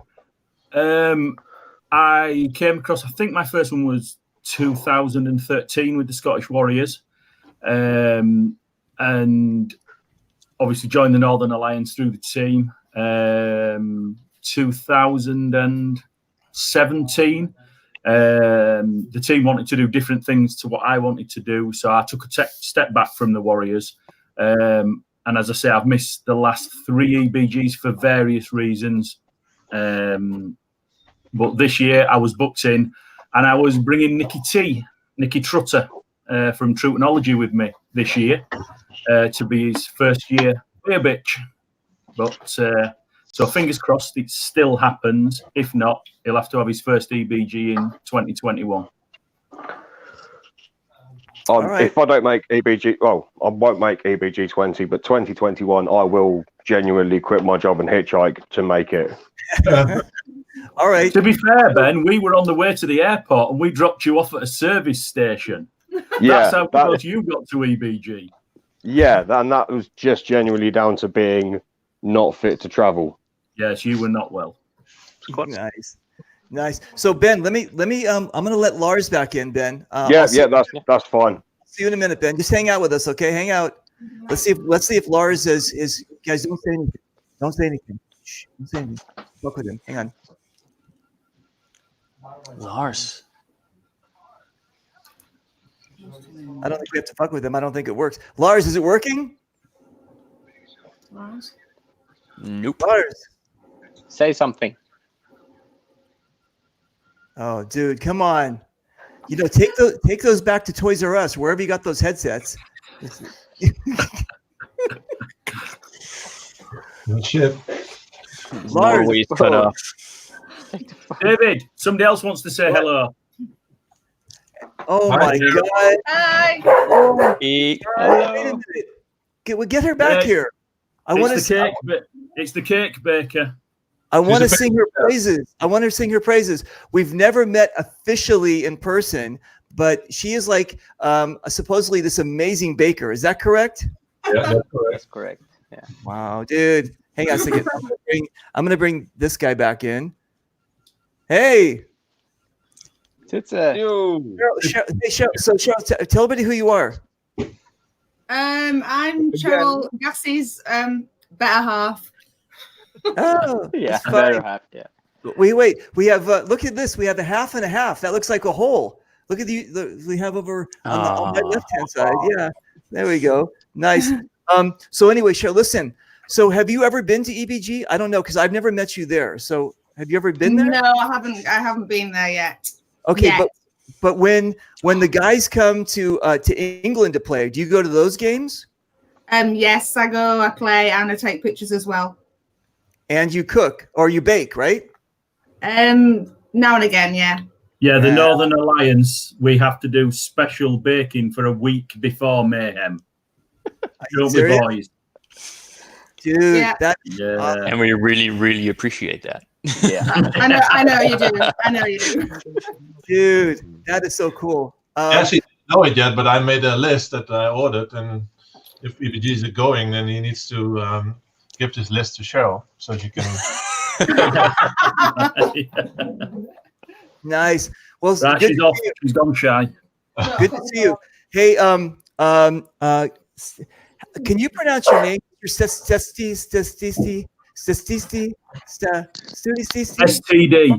Sietse. How do you say it? How do you pronounce it? Sietse.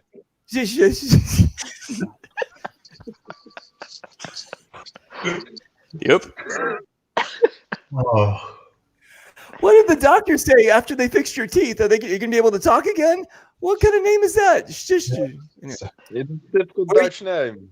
It's a typical Dutch name? Yeah. Yeah. Okay. Friesland. I got it. Friesland Boppa.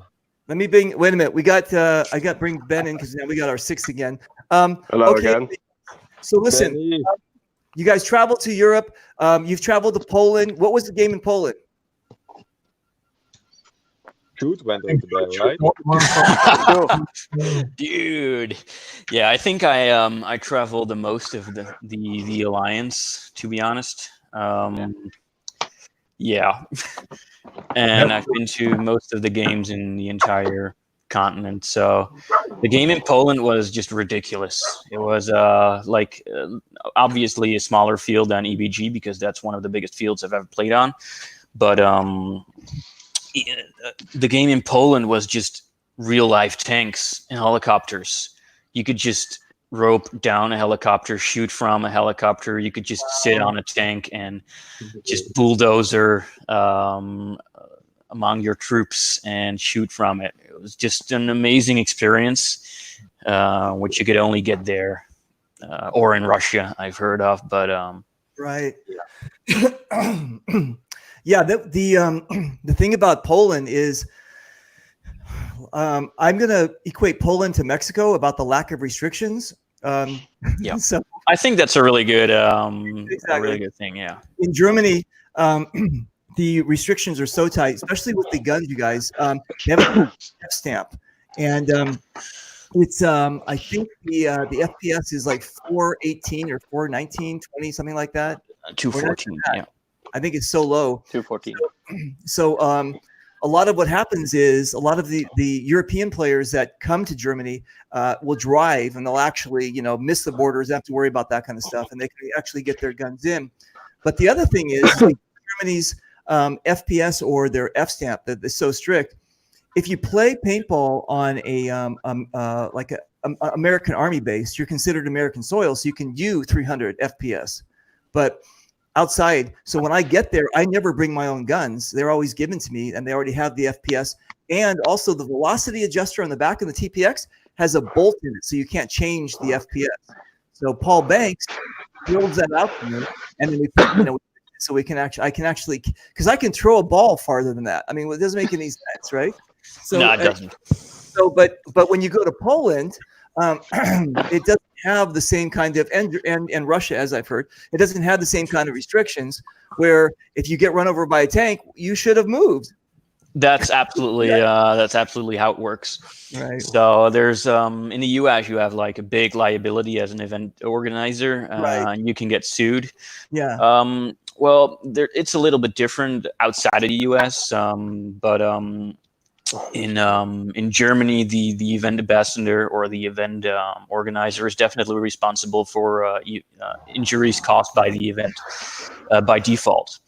But in the Netherlands or in Poland, the restrictions are not that tight to vehicles.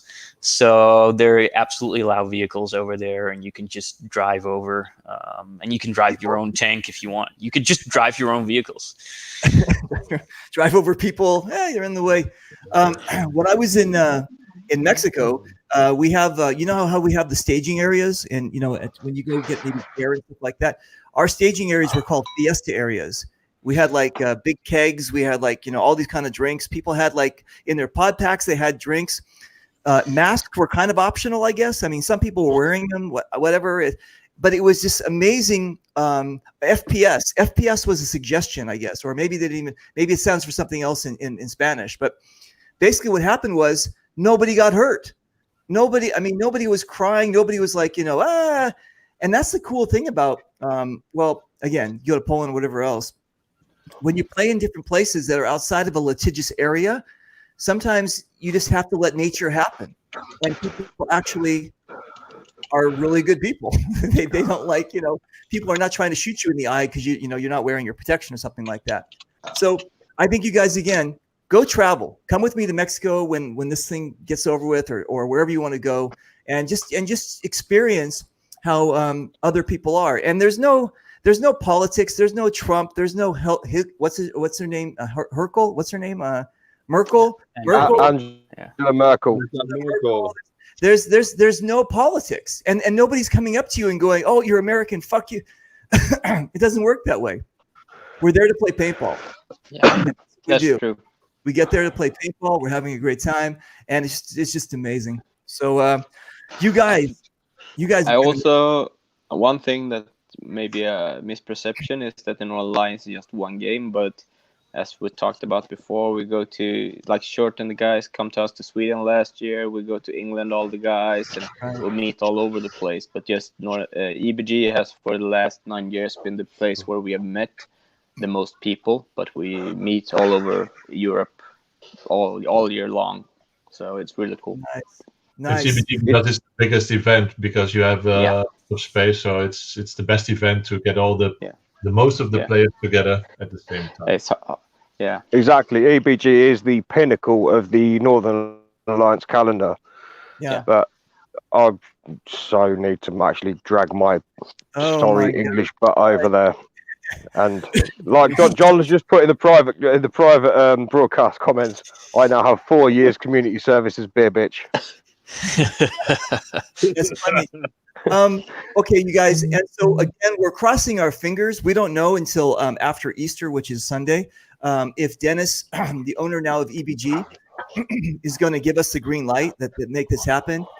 Back in the day, EBG actually used to be 2 times. It used to be in May and September.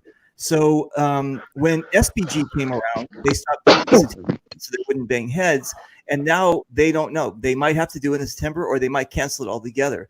And the things that we were reading about was basically for EBG, they've already invested a lot of time and money into the infrastructure, and for them to pull exactly would be kind of that's hard. the worst.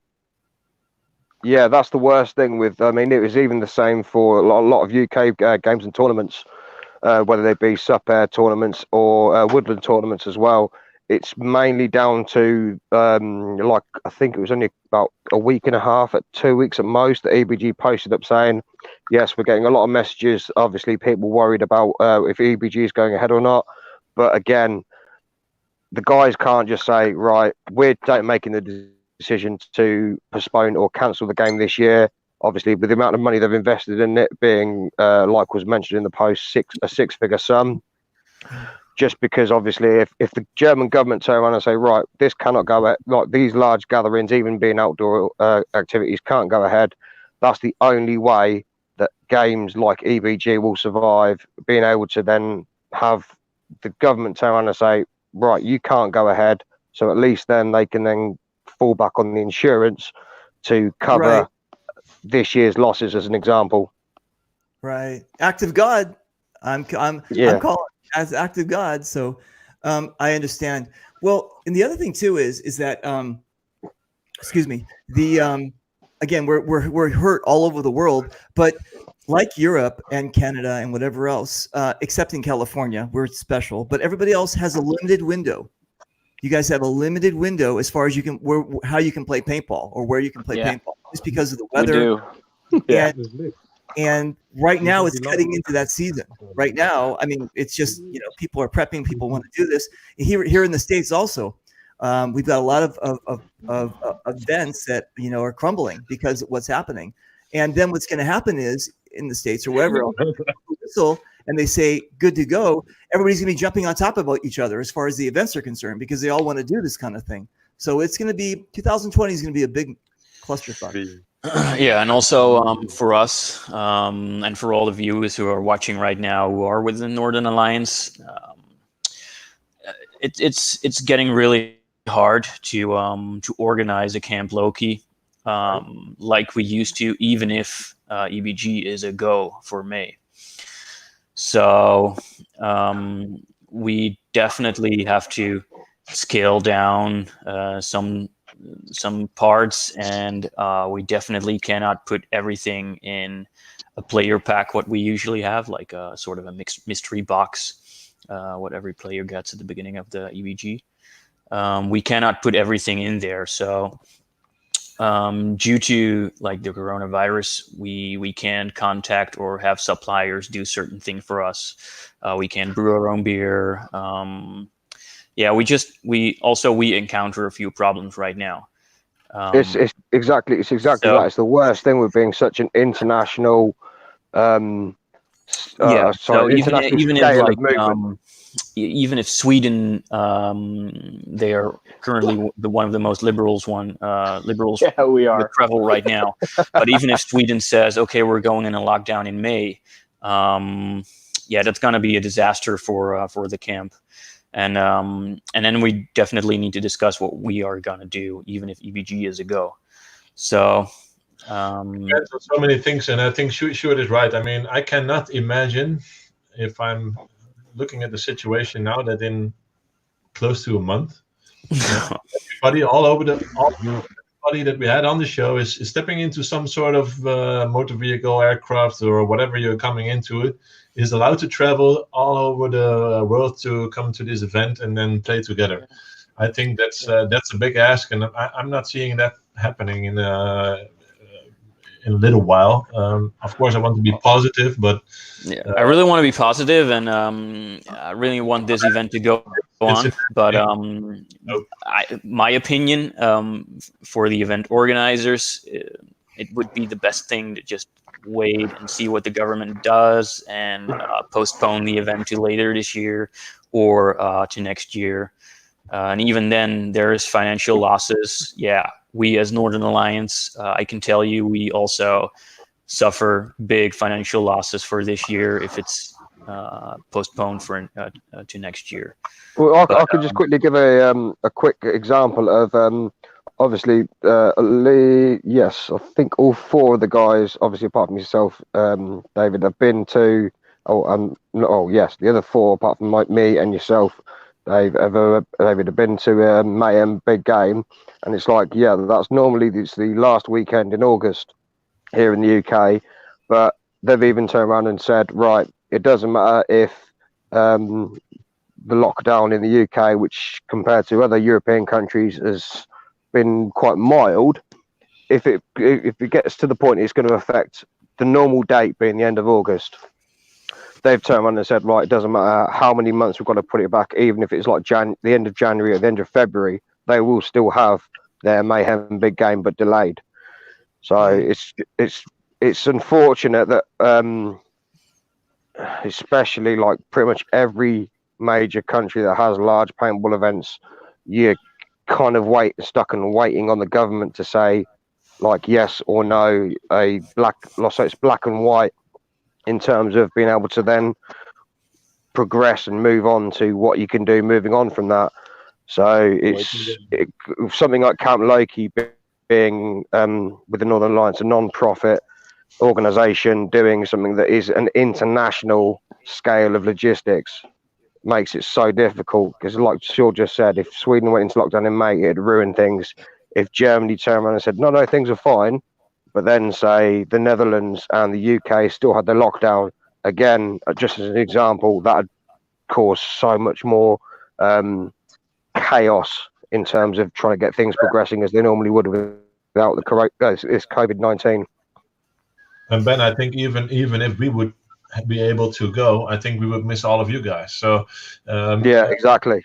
it's not the same if it's not complete. So right, that's true.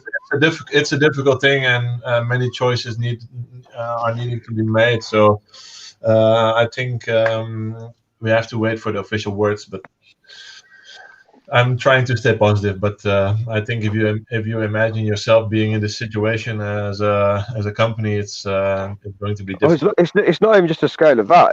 It's like I'm guessing David wouldn't know this, but the lockdown in the Netherlands, because I mean, it was you lot had already been in a government closure, especially in your profession, John, for like bars, restaurants, pubs, clubs, to be shut for already 2 weeks before the UK decided that it was government to turn around and say these need to close.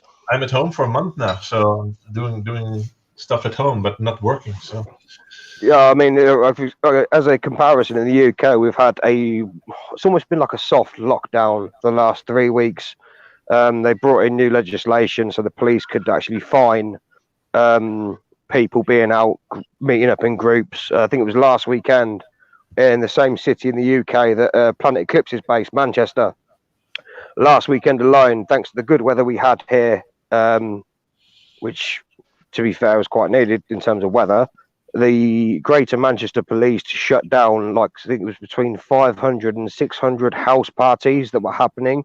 Wow. So it all comes down to the ignorance and selfish entitlement of the population.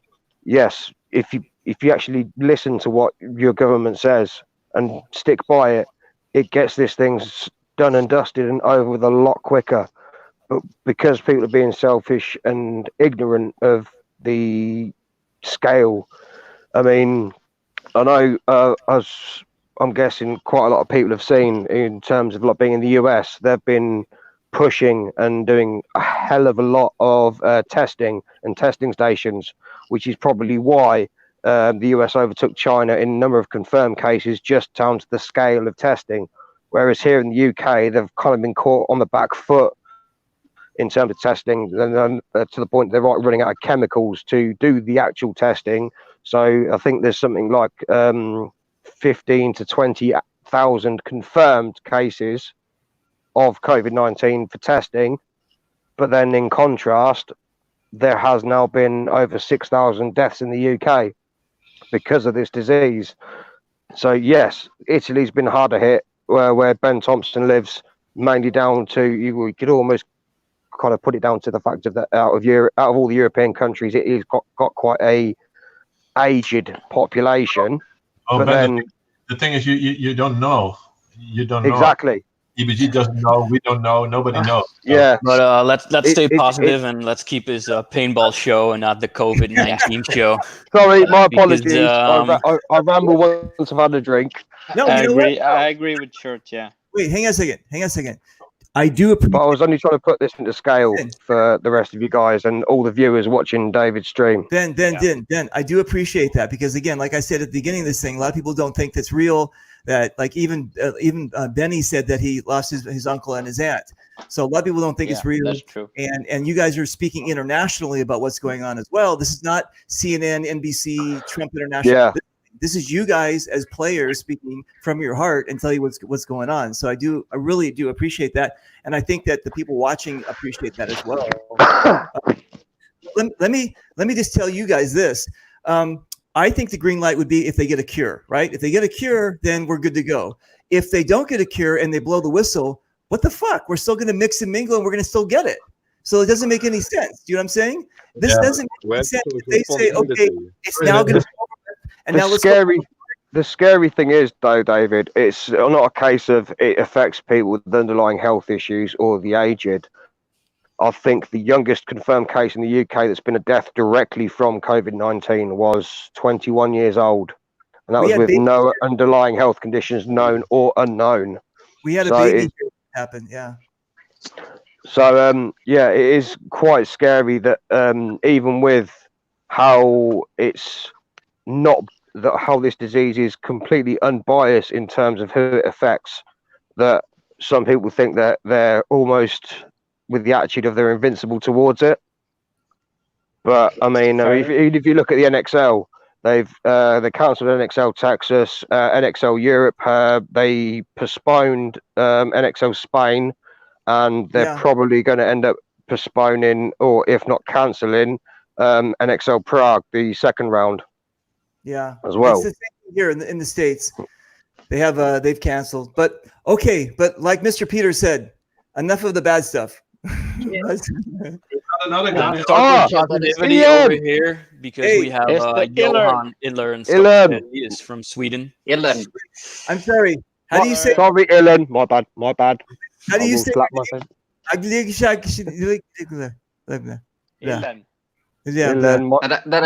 That is not my name. Flif is not my name. Flif. Yeah, you guys. His name is Mr. Instagram. Fuck off. I'm doing it for a valuable cause, for fuck's sake. When I was growing up as a kid, and we had the Muppets, and we didn't know anything about any other people outside of our neighborhood, and the chef. I know where this is coming. And I'm like, wow, people talk like that. That's amazing. Yeah. And then I met some and they talk like that. Anyway, so hey, tell everybody who you are. My name is Johan Illen Stocksenius. I have played. Wait a minute. That sounds like you're a gladiator. What is that? I am Gladius. I'm Maximus Priscilius. I am Maximus Decimus Meridius, commander of the armies of the North. Husband still murdered wife, father still murdered son. And I shall have my vengeance this day or the next.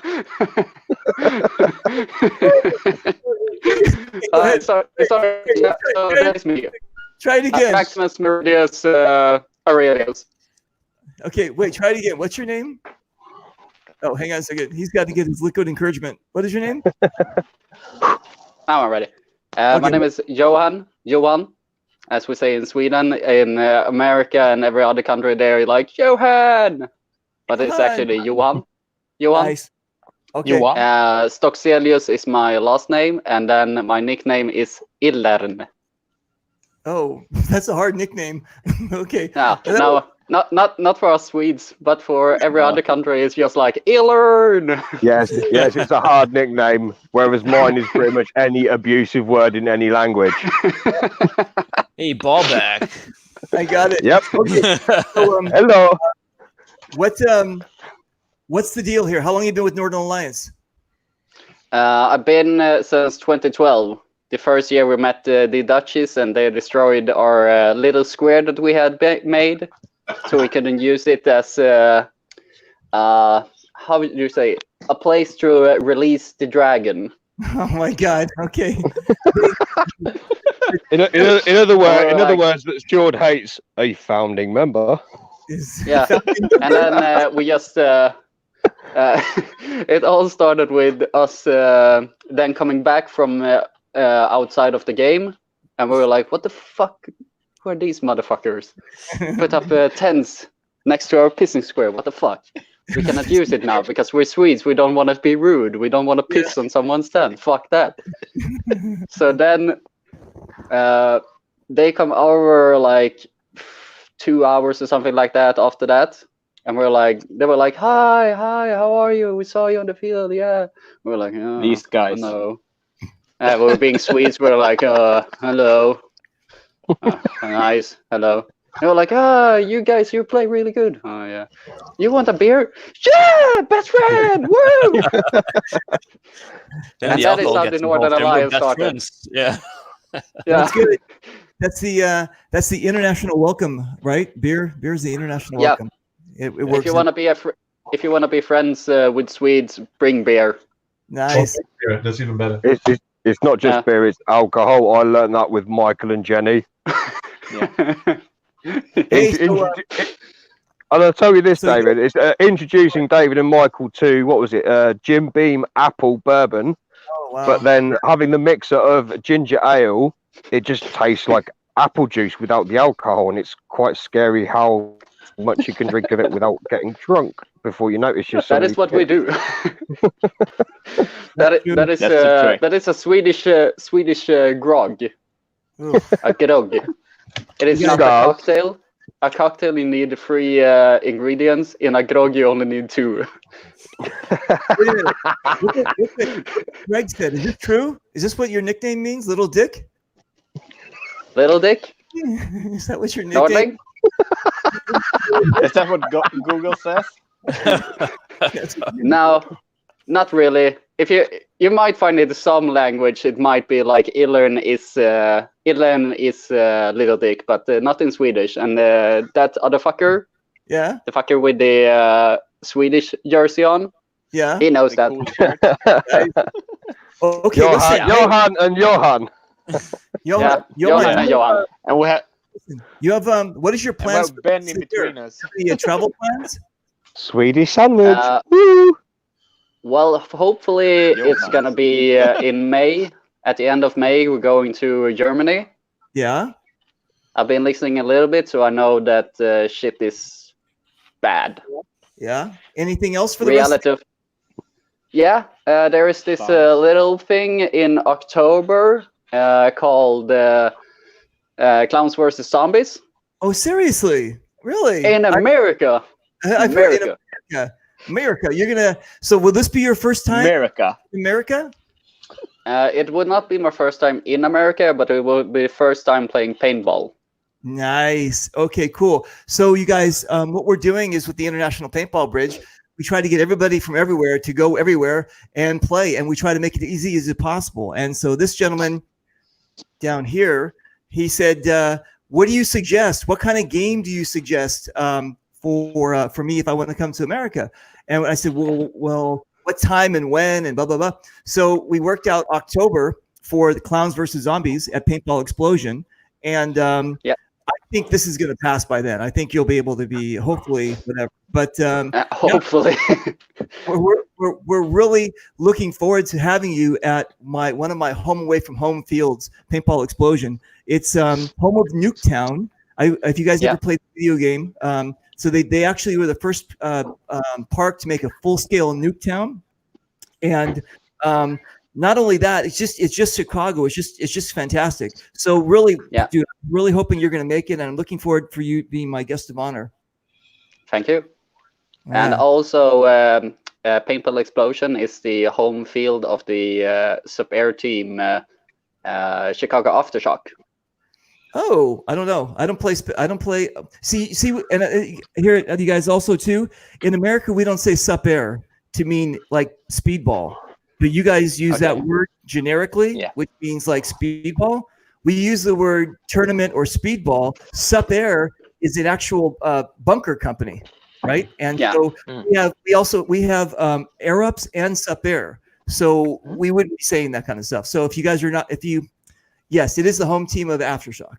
It is true. Oh, he got so offended by that. Yeah. He gets so offended. It was just like, guys, this is so not cool. It's like it's iPad actually and not a sup-air. Samsung tablet and Luxaflex and like blinds. It's the synonym. iPad. I'm just telling you, hey, just so I don't want you to get beat up by the Air Ups people. Yeah. Anyway. So anyway. All right, you guys, listen. Did we cover like all the bases? Did you I think most of the bases have been covered. The only thing that hasn't been mentioned, which are the 4 guys other than yourself. Actually, no, you probably have encountered Colin Barlow's special sweets. Yep. I'm drawing. They were quite good. The amazingly sour candies. Nah, it wasn't that bad. I haven't lasted longer than about 30 seconds before I want to spit out the salty sour taste. I like them from my mouth. You only That's have, the worrying you thing, have though, them in your John. mouth. You let it dissolve, and then you only have a sweet candy. Yeah, but it's at the very center. And your tongue is fucked. Yes. I got it. The one thing that hasn't been mentioned is the homebrew rhubarb schnapps. Oh. But that is some dangerous stuff. That is dangerous stuff. But we talked about the grog. It's basically the same, but with rhubarb. Yeah. Basically the same, but with rhubarb. No, Mike makes it. So, No, I tried getting Gus to send me the recipe because I want to bring some so it can be encountered at Mayhem in the UK, but he never did. No, because you I need still to go remember- to Germany to buy the ingredients. Amazon's still open. I can make it, and I will make it. I still remember the first year that Mike brought that, and Nordling, he doesn't drink beer. Yeah, I know, shocker. But then all of yeah, he likes his cider and then just like hard fucking liquor. It's like a sponge. It's just like. Oh, to be fair, the next one that he's at, that I can get him some proper English Somerset scrumpy apple cider. Yeah. The kind of stuff that's But like still- a minimum 9%, and it will kind of peel paint. Nice. But still, the best thing was that when Nordling tasted the rhubarb schnapps for the first time, he was like, I don't like, no. Take one sip of it and then just took the fucking jug. Was just like, mine. Everyone else was That might like, have happened. can I have a taste? And he was just like, he poured it. It wasn't like you could pour it because he was just like, I'm fucking on rations. So it's just like a shot for you, a pint for me. Nah, it wasn't a shot, man. It was like 2 centiliters for you and then a pint for me. Okay, boys. He was guarding. Listen. Hopefully we can. Hopefully, fuck you. Hopefully we can do this. Hopefully we can do this in person this year. If not, hopefully, Mr. Little Dick and I will have to have our own little. I'm gonna call you Putz. Do you know what Putz is? I have a vague idea of it. So in Yiddish and Hebrew, Putz is a small dick and a schmuck is a big dick. So I'm gonna call you Putz. You can do that. I'm still gonna run circles around you. So it'd be the Chronicles of Putz and Smoke. Yeah. Okay, you guys, listen. We are going to call it. It's been 2 hours and 13 minutes. I already. Think I think by this time, if you don't know who the Northern Alliance are, you can maybe just rewatch this. But basically, what I was trying to do was get the message out to the world about this amazing team that I belong to. And every year when I go to the EuroBig Game in Germany, these are the guys that I hang out with. And so you guys will be basically getting the same flavor if you come with me to Germany, to the EBG, to hang out with these guys, as Justin did, as Gene did, and Ollie did it too. I guess I just want you guys to come out and be a part of this whole package. So I want to thank everybody who have been watching and the package. Yeah, what are you talking about? Fuck you. Anyway, what I want to do is thank everybody who's been watching both on YouTube Live and on Facebook Live, and to all the people who have thrown in their comments as well. And I think I was able to get everybody on. I think everybody that wanted to get on, we were able to rotate in. So that's it. Cool. And just quickly, David, should you wish to come to something like Mayhem in the UK, yes, we've never met in terms of both being members of Northern Alliance, but fully extend doing whatever I can in terms of the International Paintball Bridge, should you wish to make an appearance at Mayhem or any other big game in the UK. Dude, you are that. Thank you very much. I really appreciate that. I might take you up on some tea and crumpets. No, it's going to be proper tea, like the Yorkshire style of like it could probably be quite strong, not like the tea as you may know. No, not Buckfast level of strong, but like in England we have tea with milk, whereas everywhere else in the world it's a case of they have tea without milk. It's a case of it's a different level of tea. Okay, you guys. And then they have Bovril. Okay. Enough. Sorry, David. All right, we know you want to end the stream, but as you know from being at EBG, this could go on for fucking hours. What time is it over there? Let's do one more hour. Oh no, hang on. I'm still here as like British. Oh, it's now not a 9:15 in the evening here in the UK. The home of Greenwich Mean Time. Yeah, I know. You guys are the center of the world. Fuck you. All right. Anyway, I know. Anyway, all right, you guys, listen. We're gonna pull the plug on this one. I want to thank everybody for coming on. Again, if you guys want any information about EBG or the Northern Alliance or any of this kind of stuff, you can hit me up. You can hit any of these guys up. You can just type in Northern Alliance in Google, and it'll come up, and you'll see what I'm talking about. And just type in Northern Alliance paintball, not Northern Alliance. Otherwise, we get some group from Afghanistan. It's we're not a military group from Afghanistan. Right, we better put the paintball on the end there too. It's just putting okay. There we go. Hey guys, listen. Right. I want to thank you all for coming on, and I'm about to end the show. So you guys on my panel that are here right now, you guys, you 5 guys. Don't hang up. Just hang on 1 second, okay? Yeah. Oh, shoot to the stream anyway. Shoot you soon, brother. Shoot you soon. Bye. Shoot you soon. Bye. Thanks for everyone watching. Hang on a second. Let me just do that, and then we do this.